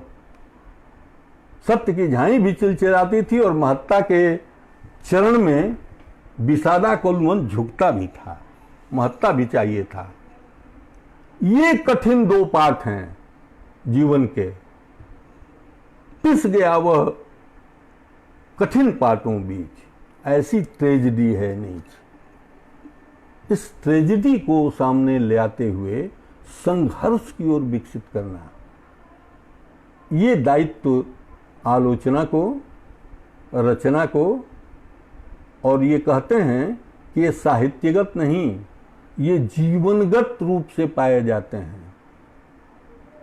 ये एक बड़ा दूसरा शब्द कहते हैं, क्योंकि हमारे यहाँ बहुत चलने लगा है कि लेखक जरूरी नहीं है कि वो जीवन ही जिए वैसा, या लेखक का जीवन और साहित्य में दूरी होती है, कोई जरूरी नहीं है। सिद्धांत भी एक बना दिया गया उपनिषद की एक कथा कहते हुए, द्वय सुपर्णा की कथा कहते हुए, कि दो सुग्गे एक पेड़ पर बैठे हुए हैं, एक खा रहा है फल को, दूसरा देख रहा है। जो खा रहा है वो भोगता है और जो देख रहा है वो दर्शक है, वह रचयिता है, वही रच सकता है। अब जरा बताइए, ये भी विभाजन है कि नहीं? मुक्तिबोध इस सिद्धांत को काटते हैं और कहते हैं कि नहीं साहब, रचना प्रक्रिया के भीतर वो आता है प्रसंग। अगर आप लोग रचना प्रक्रिया के उनके लेखों से गुजरिएगा तो उसमें कहते हैं कि ऐसा नहीं होता है, भोक्ता ही दर्शकत्व में भी बदलता है। ये दोनों अलग अलग नहीं होते। और कहते हैं कि दर्शक होना क्या होता है? दर्शक होना होता है अपने अनुभवों की स्थितिबद्धता और निजबद्धता से ऊपर उठ जाना। और गांव में भी हम लोग देखते हैं कि कुछ लोग बहुत रसात्मक बात करते हैं, लगता है कि उनकी बात सुनते रहें। वो ऐसा उनकी बात में, क्योंकि अपना भी सुख दुख उनका एक ऊंचाई, एक उससे अपने से उसकी मुक्ति होने लगती है, तब वो हमारी आपकी सबकी बनने लगती है। और जब सबकी बनने लगती है तो उसमें एक चमक आ जाती है, उसमें एक निजबद्धता और स्थितिबद्धता से। ये दो शब्द हैं मुक्तिबोध के कि भोक्तृत्व ही दर्शकत्व में भी उत्पन्न हो जाता है, ये मन की उच्चतर अवस्था है। ये प्रश्न उठाते हैं। तो बहरहाल मेरे कहने का मतलब यह है कि इस प्रश्न के साथ मैं एक दो बातें थोड़ा सा और कहना तो चाहता हूं। टाइम हो गया है क्या? कोई अगर बताए वंदना जी, क्योंकि टाइम लगता है कुछ ज़्यादा ही हो गया होगा और एक आध दो बातें ही छूट रही हैं, मैं जल्दी जल्दी उसको कहना चाहता हूं। तो ये मैं कह रहा हूं कि कुछ नए शब्दावलियों का कल बसंत जी ने भी जिक्र किया और कुछ पांडे जी ने भी जिक्र किया। तो मैं तो ये कह रहा हूं कि सभ्यता समीक्षा जो शब्द है, अगर आप कामायनी एक पुनर्विचार को पढ़िएगा तो वो सभ्यता समीक्षा जो है, और मैनेजर पांडे ने जाते जाते अंत में फिर से बंद करते हुए एक बात कही, उसकी याद दिलाते हुए मैं अपनी बात कह रहा हूं कि उन्होंने कहा कि प्रसाद के सभ्यता समीक्षा की समीक्षा और उसका जवाब एक तरह से अंधेरे में है, अंधेरे में भी सभ्यता समीक्षा है, उन्होंने ये कहा। और ये बिल्कुल सही है। और मैं वहाँ इसको फिर ले आके जोड़ करके ये कह रहा हूँ कि और उस सभ्यता समीक्षा के केंद्र में है एक आधुनिक नए भारत की खोज, मोदी जी वाले भारत की खोज नहीं जो आजकल नया बना रहे हैं। माफ़ करिएगा, अब एक आ गया अचानक, और मैं इसके लिए समझता हूँ कि कोई गुनाह नहीं है, आ गया तो ये जो अंत में उन्होंने कहा वो एक बात है। दूसरी बात मैं आपसे जो कहना चाहता हूं कि ये युगपत शब्द उनके यहाँ सब हैं। आलोचना, आत्मालोचना, ये अलग अलग शब्द नहीं है। ये हाइफन लगा के, छोटा वाला हाइफन लगा के लिखे जाने वाले शब्द हैं। आलोचना और आत्मालोचना, आत्मालोचना और आलोचना, क्योंकि आत्मालोचना के बगैर आलोचना निरर्थक होती है, अहंग होती है। और आलोचना के बगैर आत्मालोचना आत्म मरण होती है, उसका कोई मतलब नहीं होता। वो विनम्रता का या कमजोरी का और खाली भाई अब वो मेमियाने जैसे अर्थ में पतित हो जाती है। उन अर्थों में मैं कह रहा हूं कि आलोचना और आत्मालोचना ये दोनों जुड़े हुए शब्द हैं। उसी तरह का एक शब्द है संवेदनात्मक ज्ञान और ज्ञानात्मक संवेदन। क्या है ये भाई, ये जुड़े हुए क्यों हैं? व्यवहारिक रूप से कहिए, संवेदनात्मक ज्ञान का मतलब ही है इंद्रियों द्वारा प्राप्त ज्ञान, और ज्ञानात्मक संवेदन इन्हीं के तर्कों की कसौटी पर, व्यवहार की कसौटी पर इनको कसते हुए उसका सिद्धांत निरूपण, उससे एक सिद्धांत का निर्माण। लेकिन फिर लौट करके वो आता है व्यवहार को ही निर्देशित करने। वो हवाई नहीं हो जाता। अगर वो हवाई हो गया तो वो सिद्धांत हमारे किसी काम का नहीं होता, उसका कोई मतलब भी नहीं होता। और आजकल सिद्धांतों का अमूर्तन का अंबार लगा हुआ है। इतना सिद्धांत बता दिया जाएगा कि व्यवहार का फिर वो निर्देशक होकर के आता है, और ये चक्र निरंतर चलता रहता है। इसे आप एक तरह से श्रम और विचार का चक्र भी कह सकते हैं। श्रम और विचार का चक्र इसे आप कह सकते हैं। तो ये श्रम और विचार का चक्र जो है, आजकल हाथ और मस्तिष्क को अलग अलग कर दिया गया है। हाथ पैर काम करने के लिए है, दिमाग सोचने के लिए है। ऐसा तो नहीं है। बिना कर्म के विचार नहीं आते, और मुक्तिबोध इसके प्रबल आग्रही हैं। इसीलिए वो कहते हैं कि हम जो भी विचार करते हैं वो साहित्यगत नहीं होता है, वो जीवनगत होता है। और जीवन में अगर यह नहीं है तो उसका कोई मतलब आप नहीं निकाल, उसमें ताकत ही नहीं आ सकती, उसमें रक्त मांस मज्जा नहीं हो सकता, और उसकी प्रभावकारिता नहीं हो सकती। वो साहित्य किसी का कुछ नहीं करेगा, वो चिकोटी तक भी नहीं काट पाएगा। तो उनकी कविता है कि विचार आते हैं कविता लिखते समय नहीं, पीठ पर बोझ ढोते समय, कपड़े पछीटते समय, पिछवाड़े सांप मारते समय, पीठ पर पत्थर ढोते समय विचार आते हैं। कविता लिखते समय नहीं, पीठ पर पत्थर ढोते हुए, और पत्थर नक्शे में बदल जाते हैं, भूगोल में मैंने अब जरा सोचिए कि वो जो द्युतियाकृत सा नक्शा मिलता है आपको अंधेरे में, जिसको सहना मुश्किल है, ख्याली है क्या? उसकी पूरी विवेचना में हमको जाना चाहिए, उसके अंतः सूत्रों में हमको जाना चाहिए। और मुक्तिबोध के आलोचनात्मक निबंध उस अंतः सूत्रों को बताते हैं कि ये अंतः सूत्र है। और आप यह समझ लीजिए कि एक समय था जो श्रम और विचार की एकता थी शुरुआती दौर में, और फिर वो अमूर्तन की तरफ गया। और इस समय जो हम जीवन जीते हैं उसके बारे में मुक्तिबोध कहते हैं कि कीर्त व्यवसाय युग है। देखिए, मैं फिर नहीं जाना चाहता, लेकिन मुझे बराबर निराला की भी याद आ रही है और जयशंकर प्रसाद की भी याद आ रही है, लेकिन मैं उधर अभी अपना रुख नहीं करना चाह रहा हूं। ये कोई सोचे कि इस दुनिया को हम ऐसे ही बदल देंगे, बस हल्के फुल्के झंडा बदल के, संभव नहीं है, संभव ही नहीं है। क्योंकि ये हमारी अंतर्निहित संरचनाओं का परिणाम है। जो हमारी आर्थिक संरचना है, जो हमारी सत्ता की संरचना है, और जो तमाम चीजें हैं, उस संरचना का वो परिणाम है। और मुक्तिबोध की कविता में एक पंक्ति आती है कि इस दुनिया की हड्डियां खोलकर भी समस्या सुलझ नहीं सकती, यह लाभ लक्ष्य की अर्थवादिनी सत्ता की अनिवार्य समस्या है। और आजकल तो बीड़ावादिनी के भी मूर्ति बाहर बीड़ावादिनी की है, आत्मा में अर्थवादिनी बैठी हुई हैं। सच्चाई ये है, हमारे चाहे वो शिक्षण संस्थान हो, चाहे हमारे अन्य कोई शिक्षा के केंद्र हो, इवन घर हो, परिवार हो, वहां भी एक एम्बिवेलेंस, एक द्वैध, एक दो मुहापन, एक अवसरवाद, जिसको साधारण शब्दों में लोग मुहावरे में कहते हैं कि भगत सिंह पैदा तो हों लेकिन पड़ोसी के घर में पैदा हो तो अच्छा है, वहीं पैदा हो। तो ये जो एम्बिवेलेंस या घर में पूंजी की सत्ता हमने तो देखी है जीवन में, घर में भी विकृतियां पूंजी ने क्रिएट कर दी हैं।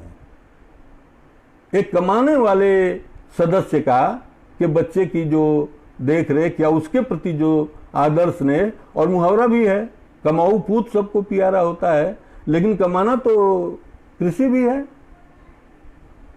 और जो कृषि के लिए जरूरी गाय बैल दूध गान के लिए सब भैंस गाय रहती हैं, उनका माटी गोबर करना भी, राशन पानी उनका जुटाना भी, घास भूसा करना भी, यह भी तो श्रम है। लेकिन नहीं साहब, इसमें फर्क कर दिया गया है।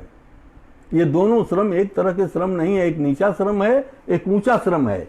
ये विभाजन करते हुए पूंजी आगे बढ़ती जाती है और श्रम विभाजन बड़े पैमाने पर कर देती है। और मैं जो अब एक बात कहना चाहता था कि मुक्तिबोध के जन्म शताब्दी वर्ष में, भाई टाइम बताइए आप लोग, लेकिन थोड़ा सा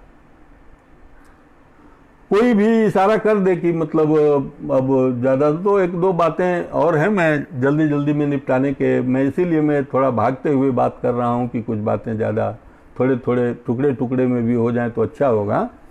तो मैं कह रहा था ये लाभ लक्ष्य की जो अर्थवादिनी सत्ता है, इसे निराला ने भी देखा था। अगर आप याद करिए तो गहन है यह अंधकारा, स्वार्थ के अवगुंठनों से हुआ है लुंठन हमारा। या इस मन और बुद्धि और सब कुछ के विभाजन को प्रसाद ने भी देखा था। ज्ञान और कुछ क्रिया भिन्न इच्छा पूरी कैसे हो मन की, एक दूसरे से न मिल सकें। लेकिन इस विडंबना को, इस स्वार्थ भावना के ऐन्द्रिक, माने जो हमारा संवेदनात्मक ज्ञान तक तो पकड़ा गया और वहाँ दार्शनिक के रूप में उसे व्याख्यायित भी किया गया तमाम, लेकिन इसे ज्ञानात्मक संवेदना तक उठा ले जाने का साहित्य में काम। और इसके लिए कोई ये भी कहे कि नहीं आप अति मूल्यांकन कर रहे हैं मुक्तिबोध का, तो मैं कहूँगा कि मुझे स्वीकार है। इसे ज्ञानात्मक संवेदन तक उठाकर और पुनः साहित्य में उसे संवेदनात्मक रूप से व्यक्त करने का जो प्रयास है, सबसे ज़्यादा मुक्तिबोध के यहाँ दिखता है, सर्वाधिक। और ये टाइम लाग है, इसके पीछे न निराला का दोष है और न कमी है, और न उससे उनकी महत्ता कम होती है। क्योंकि उसी कविता में एक पंक्ति आती है कि इस गगन में नहीं शशधर, नहीं दिनकर, नहीं तारा। मुक्तिबोध के यहाँ भी ये आता है, किस नगरी में चांद नहीं है, सूर्य नहीं है, ज्वाल नहीं है, सिर्फ धुएं के बादल दल हैं। तो मेरे कहने का मतलब कि एक तीसरा इसके साथ जो है शब्द है मुक्तिबोध का, संवेदनात्मक उद्देश्य। और कहते हैं कि अवचेतन से भी या जिस भी हमारे संचित अभ्यंतर के प्रतिक्रियाएं क्रियाएं हैं बाहर की, उनमें से रचना में हम क्या लेंगे क्या नहीं लेंगे, इसको तय करता है हमारा संवेदनात्मक उद्देश्य।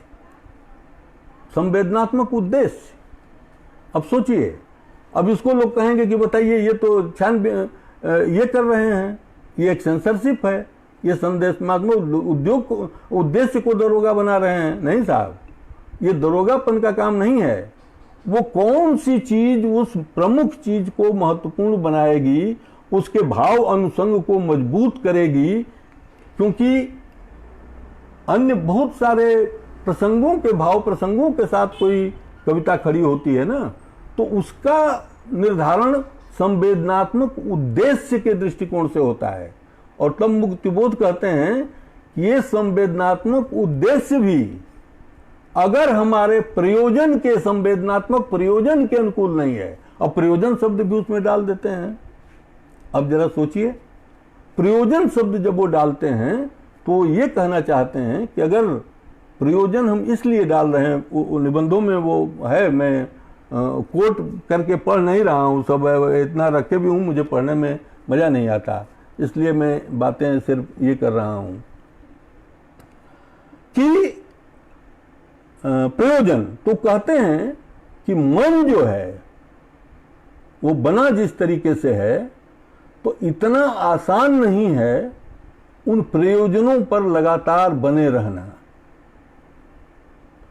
हम रास्ते में भटक भी सकते हैं और प्रयोजन से दूर हट जा सकते हैं। हमारा वर्ग, हमारा श्रेणी, हमारे स्वार्थ, इस पर एक अनुशासन जो है जबरदस्त, वो संवेदनात्मक उद्देश्यों का और अपने प्रयोजन के अनुसार। अब देखिए उसको भी वो कहते हैं कि जीवन में हम क्या करेंगे नहीं करेंगे, ये इस पर हमारा बस है, लेकिन जीवन स्थिति पर हमारा बस नहीं, हमारा नियंत्रण नहीं है। इसलिए हम जब इसको जांचने की कसौटी बनाएंगे तो हम जीवन स्थिति में परिवर्तन के लक्ष्य को सामने रखेंगे या दुखात्मक स्थितियां बदलें। इस प्रयोजन से मन भटक जाता है कई बार, उसके कई कारण होते हैं।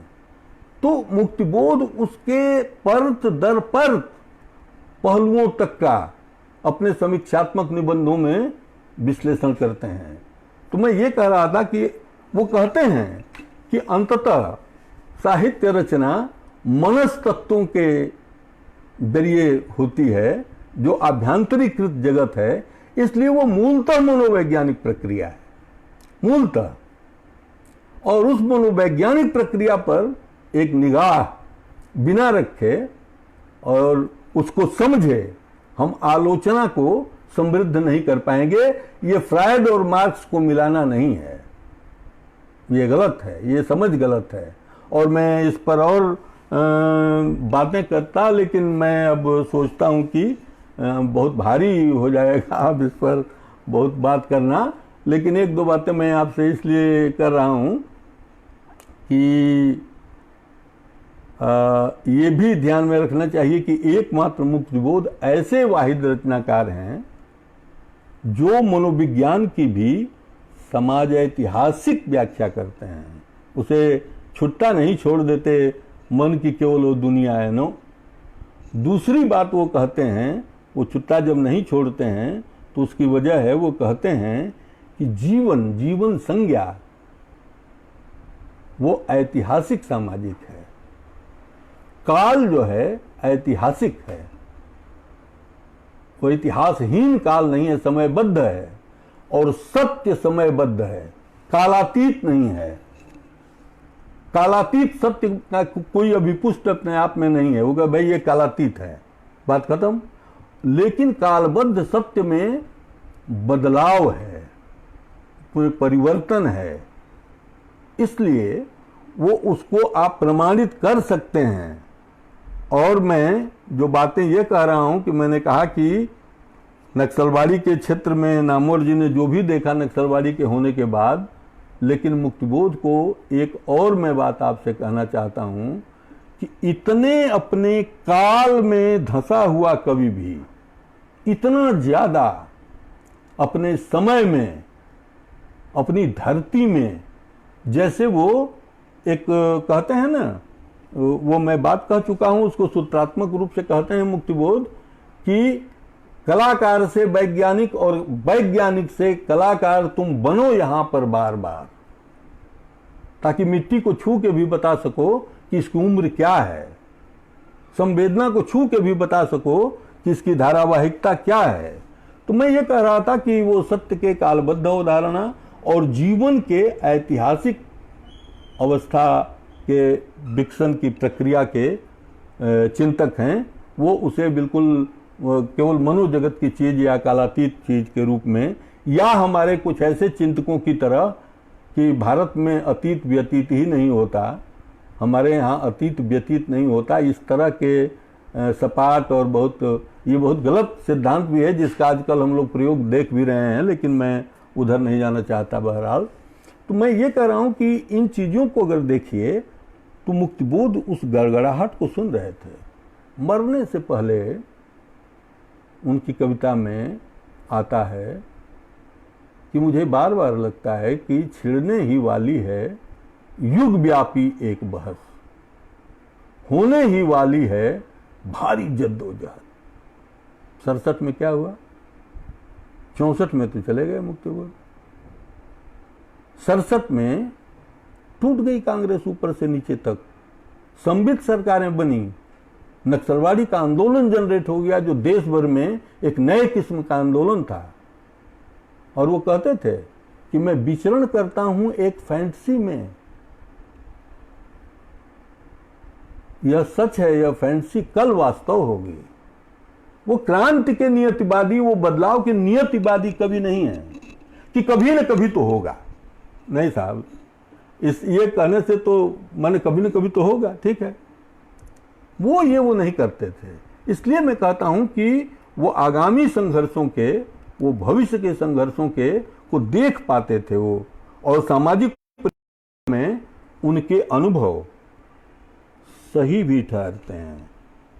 ये भी एक पहलू है हमें अनुभवों को, और इसी को वो कहते हैं कि बाहर से भीतर का संगति हमारे अनुभवों को परखने की कसौटी होनी चाहिए, केवल तर्क योजना नहीं, बाहर से भीतर की संगति।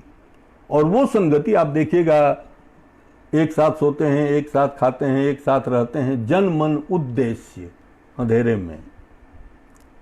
और अवचेतन को भी, अब आप देखिए एक मजेदार बात, फिर अब मुझे याद आती जाएगी तो कुछ बातें बढ़ती जाएंगी, लेकिन अवचेतन भी सामूहिक भी होता है, और वो सड़क पर भी उतर सकता है।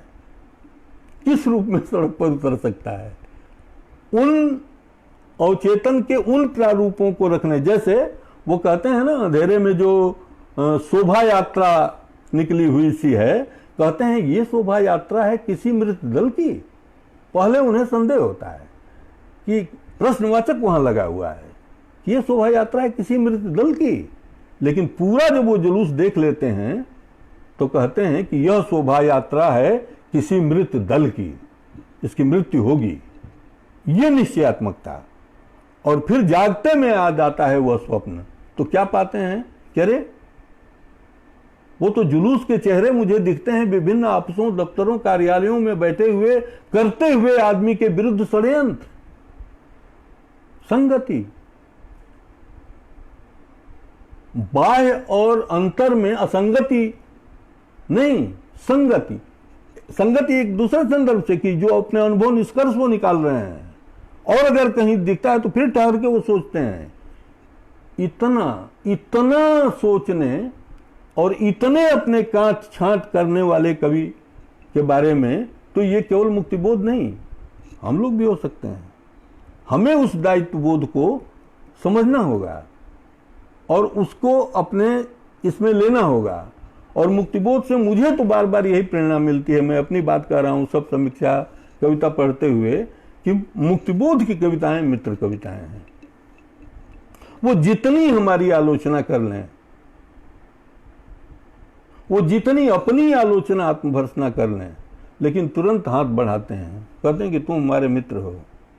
और मैं इसलिए समझाना चाहता हूं क्योंकि केवल भावना से काम चलना खूब था मुश्किल।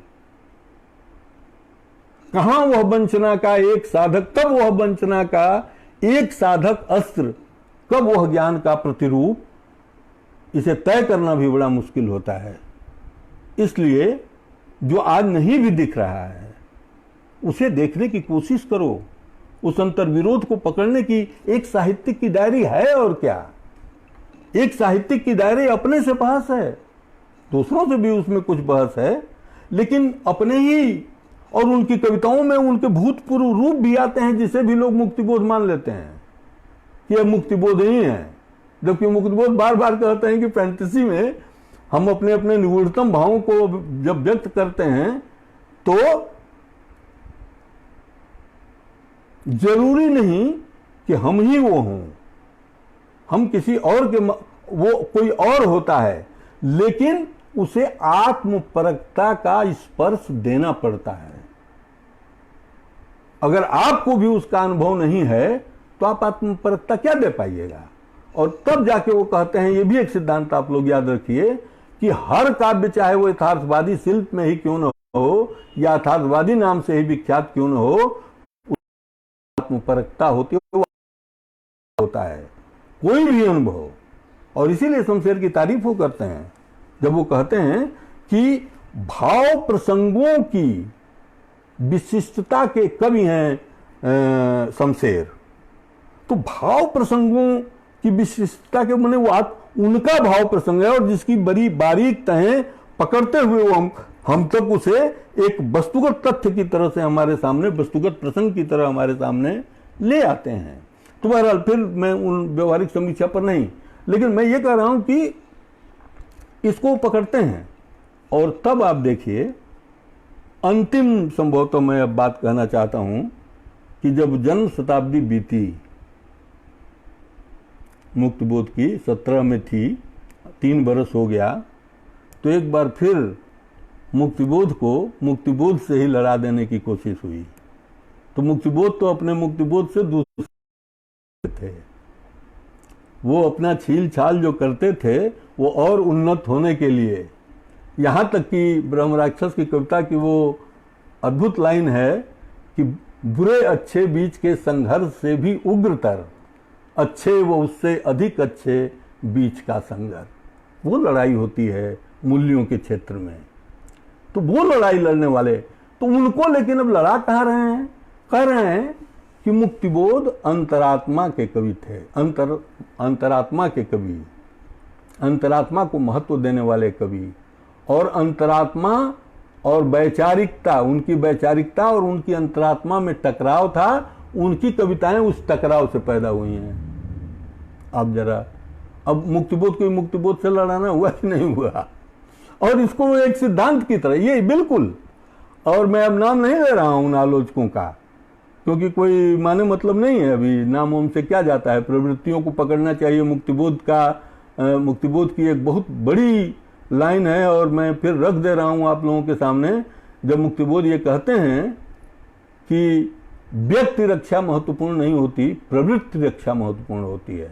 ये दोनों तरफ के लिए सही है, दोस्त दुश्मन दोनों यही करते हैं, लेकिन दुश्मन के साथ व्यक्ति रक्षा, क्योंकि उसके केंद्र में व्यक्ति होता है, लेकिन हमारे केंद्र में प्रवृत्ति होती है। मैं जानता हूं, इसके बाद देखिए, ये बहुत तकलीफ दे लाइन, लेकिन ये आलोचना नहीं है, ये माने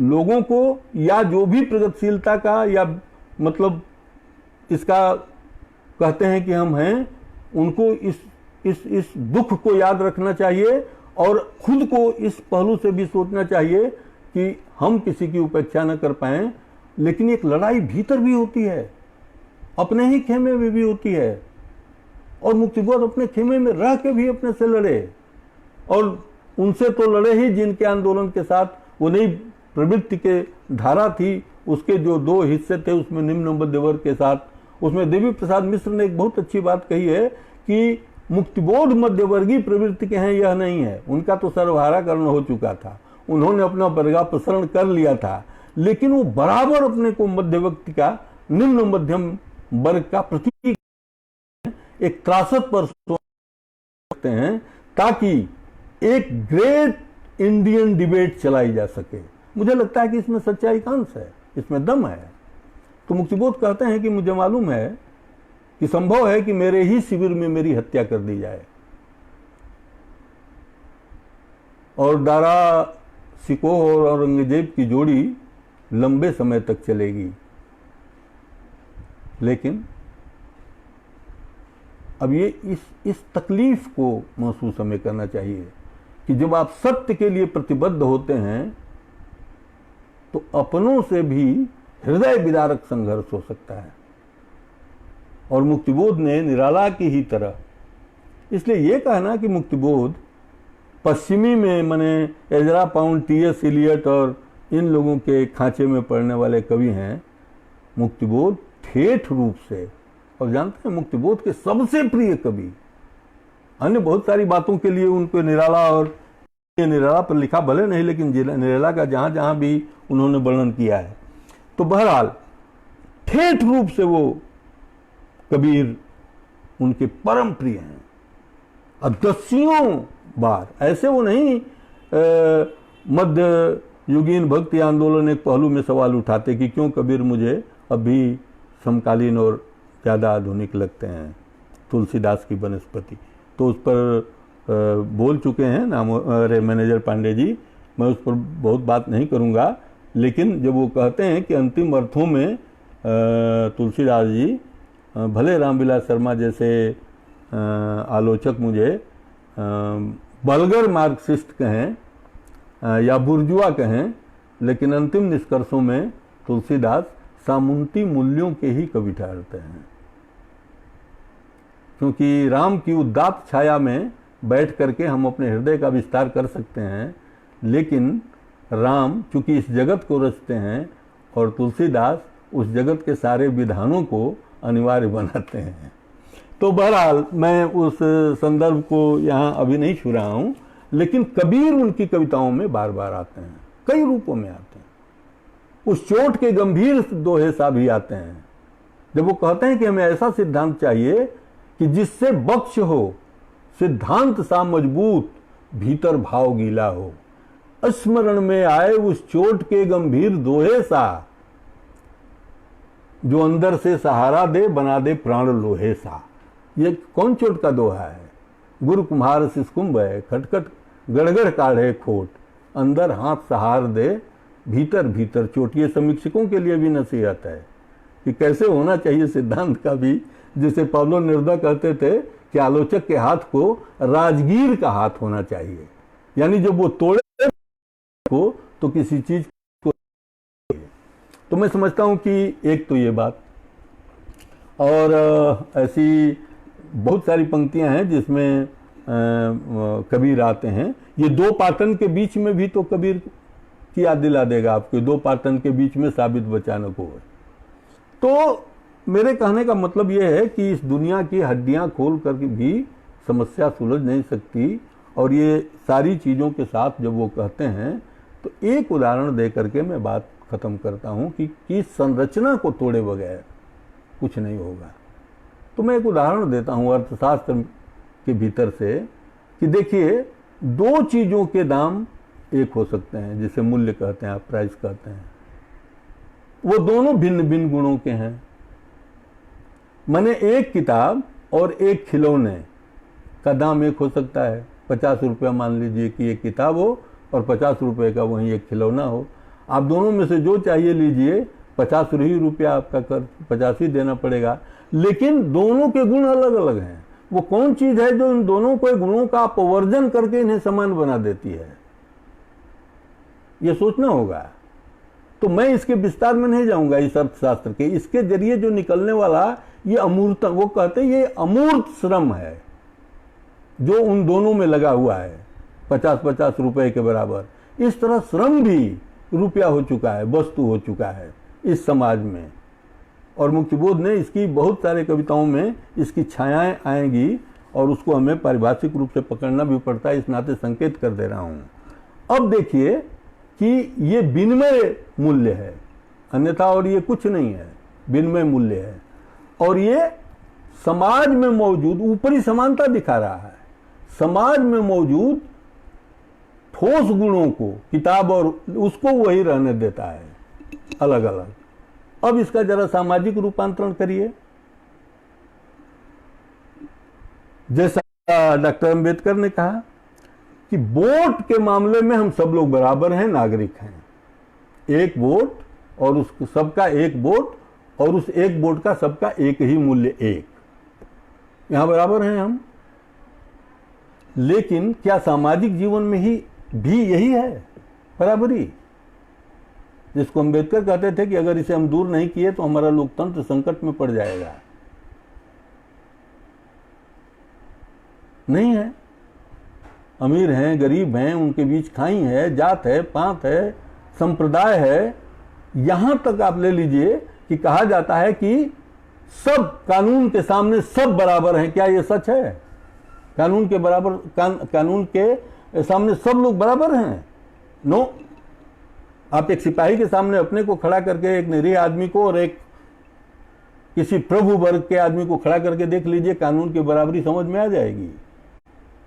ये फंतासी हैं।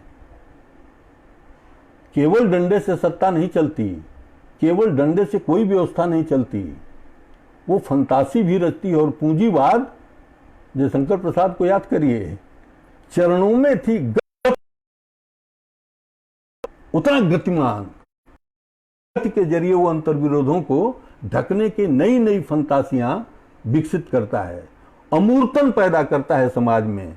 इसलिए जो मैंने श्रम और क्रिया वाली बात की, बहुत सब जुड़ती हैं चीजें, अब उनको जोड़ के फिर कभी बात होगी, लेकिन वो फंतासी है। तब मुक्तिबोध एक प्रतिफंतासी की रचना को अपना निशाना बनाते हैं और उनकी कविता पंक्ति आती है, उनके सपनों में घुसकर मुझे स्वप्न आते।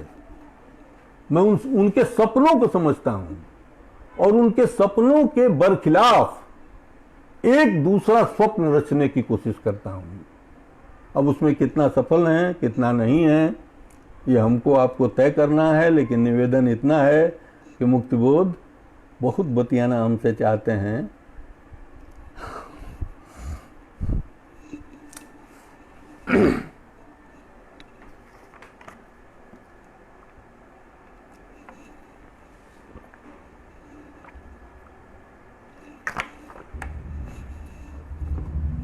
और आज तो और भी हमसे धीरज की मांग करते हैं, ऊपर ऊपर तैरने की मांग नहीं करते। थोड़ा ठहर के, थोड़ा बातचीत को समझने के, थोड़ा उद्यम के, थोड़ा हार्दिकता की। कहा जाता है मुक्तिबोध बहुत कॉम्प्लेक्स। याद आ गया, कॉम्प्लेक्स का हमने अंग्रेजी के इस शब्द का हिंदी में जो चलन, आम चलन हो गया है, एकदम उसका पारिभाषिक तो नहीं हुआ होगा। कॉम्प्लेक्स माने कठिन, दुरूह, ये हो गया अर्थ। कहते हैं कि मुक्तिबोध कॉम्प्लेक्स हैं, जटिल हैं। उसका हिंदी में भी लोग कहते हैं कि मुक्तिबोध बहुत जटिल हैं, समझ में नहीं आते, सरल होना चाहिए, जटिल हैं।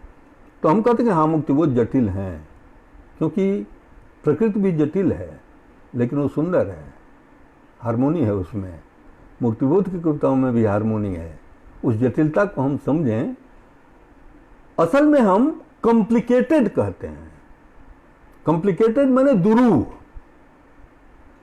लेकिन जटिलता दुरूहता नहीं है। मुक्तिबोध जटिल हैं, उनका मस्तिष्क जटिल है, वो चीजों को, जटिल चीजों को खोलने वाला मस्तिष्क है, और वो हमसे भी मांग करते हैं कि इस जटिलता में उतरा जाए और इसे समझा जाए। तब हम सरल दिमाग लेकर के जटिल स्थितियों को समझ नहीं सकते। इसलिए वो कहते हैं कि अपने अध्ययन को, तत्व ज्ञान को, वस्तु सत्य को समझने के लिए अपने को अद्यतन करते जाने की जरूरत है। तो ये उनकी मांग है और कहते हैं कि इसके लिए हमें रीगरस वर्कर जैसा बनना पड़ता है। रीगरस, अपने प्रति भी, अपना उदासीन विश्लेषण भी करते चलना चाहिए, भले आंखों में आंसू आ जाएं। अपना उदासीन विश्लेषण आंखों में आंसू भर लाया। मैं कविताओं से सिर्फ इसलिए बोल रहा हूं कि वो गद्य का कोट में सुनाने बैठूंगा तो शायद उतनी बात उतने देर में भी वो साफ, बहरहाल तो जो हो साफ नहीं होगी, एक आध लाइन में वो आ जाती है, बात साफ हो जाती है सामने।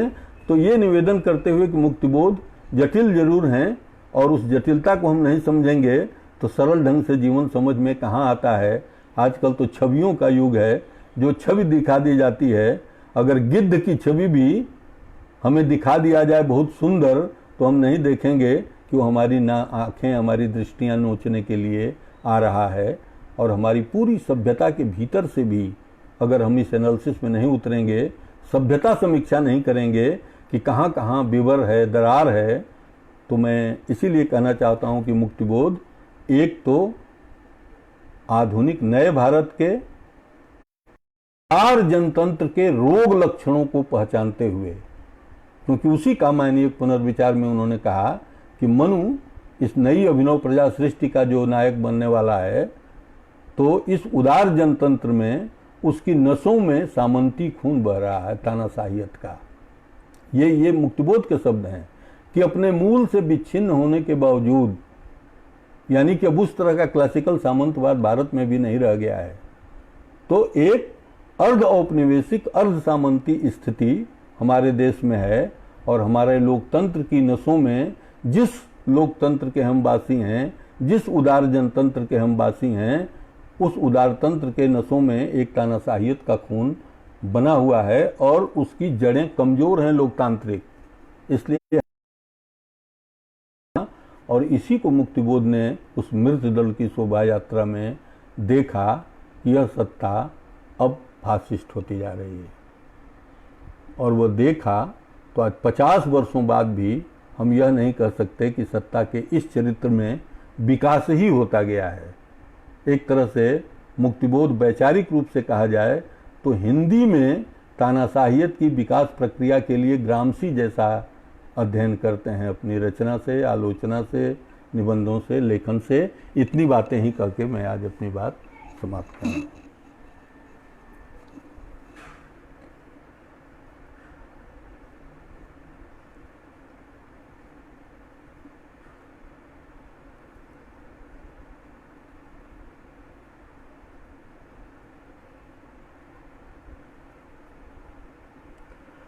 तब अन्ना जी क्या हुक्म है?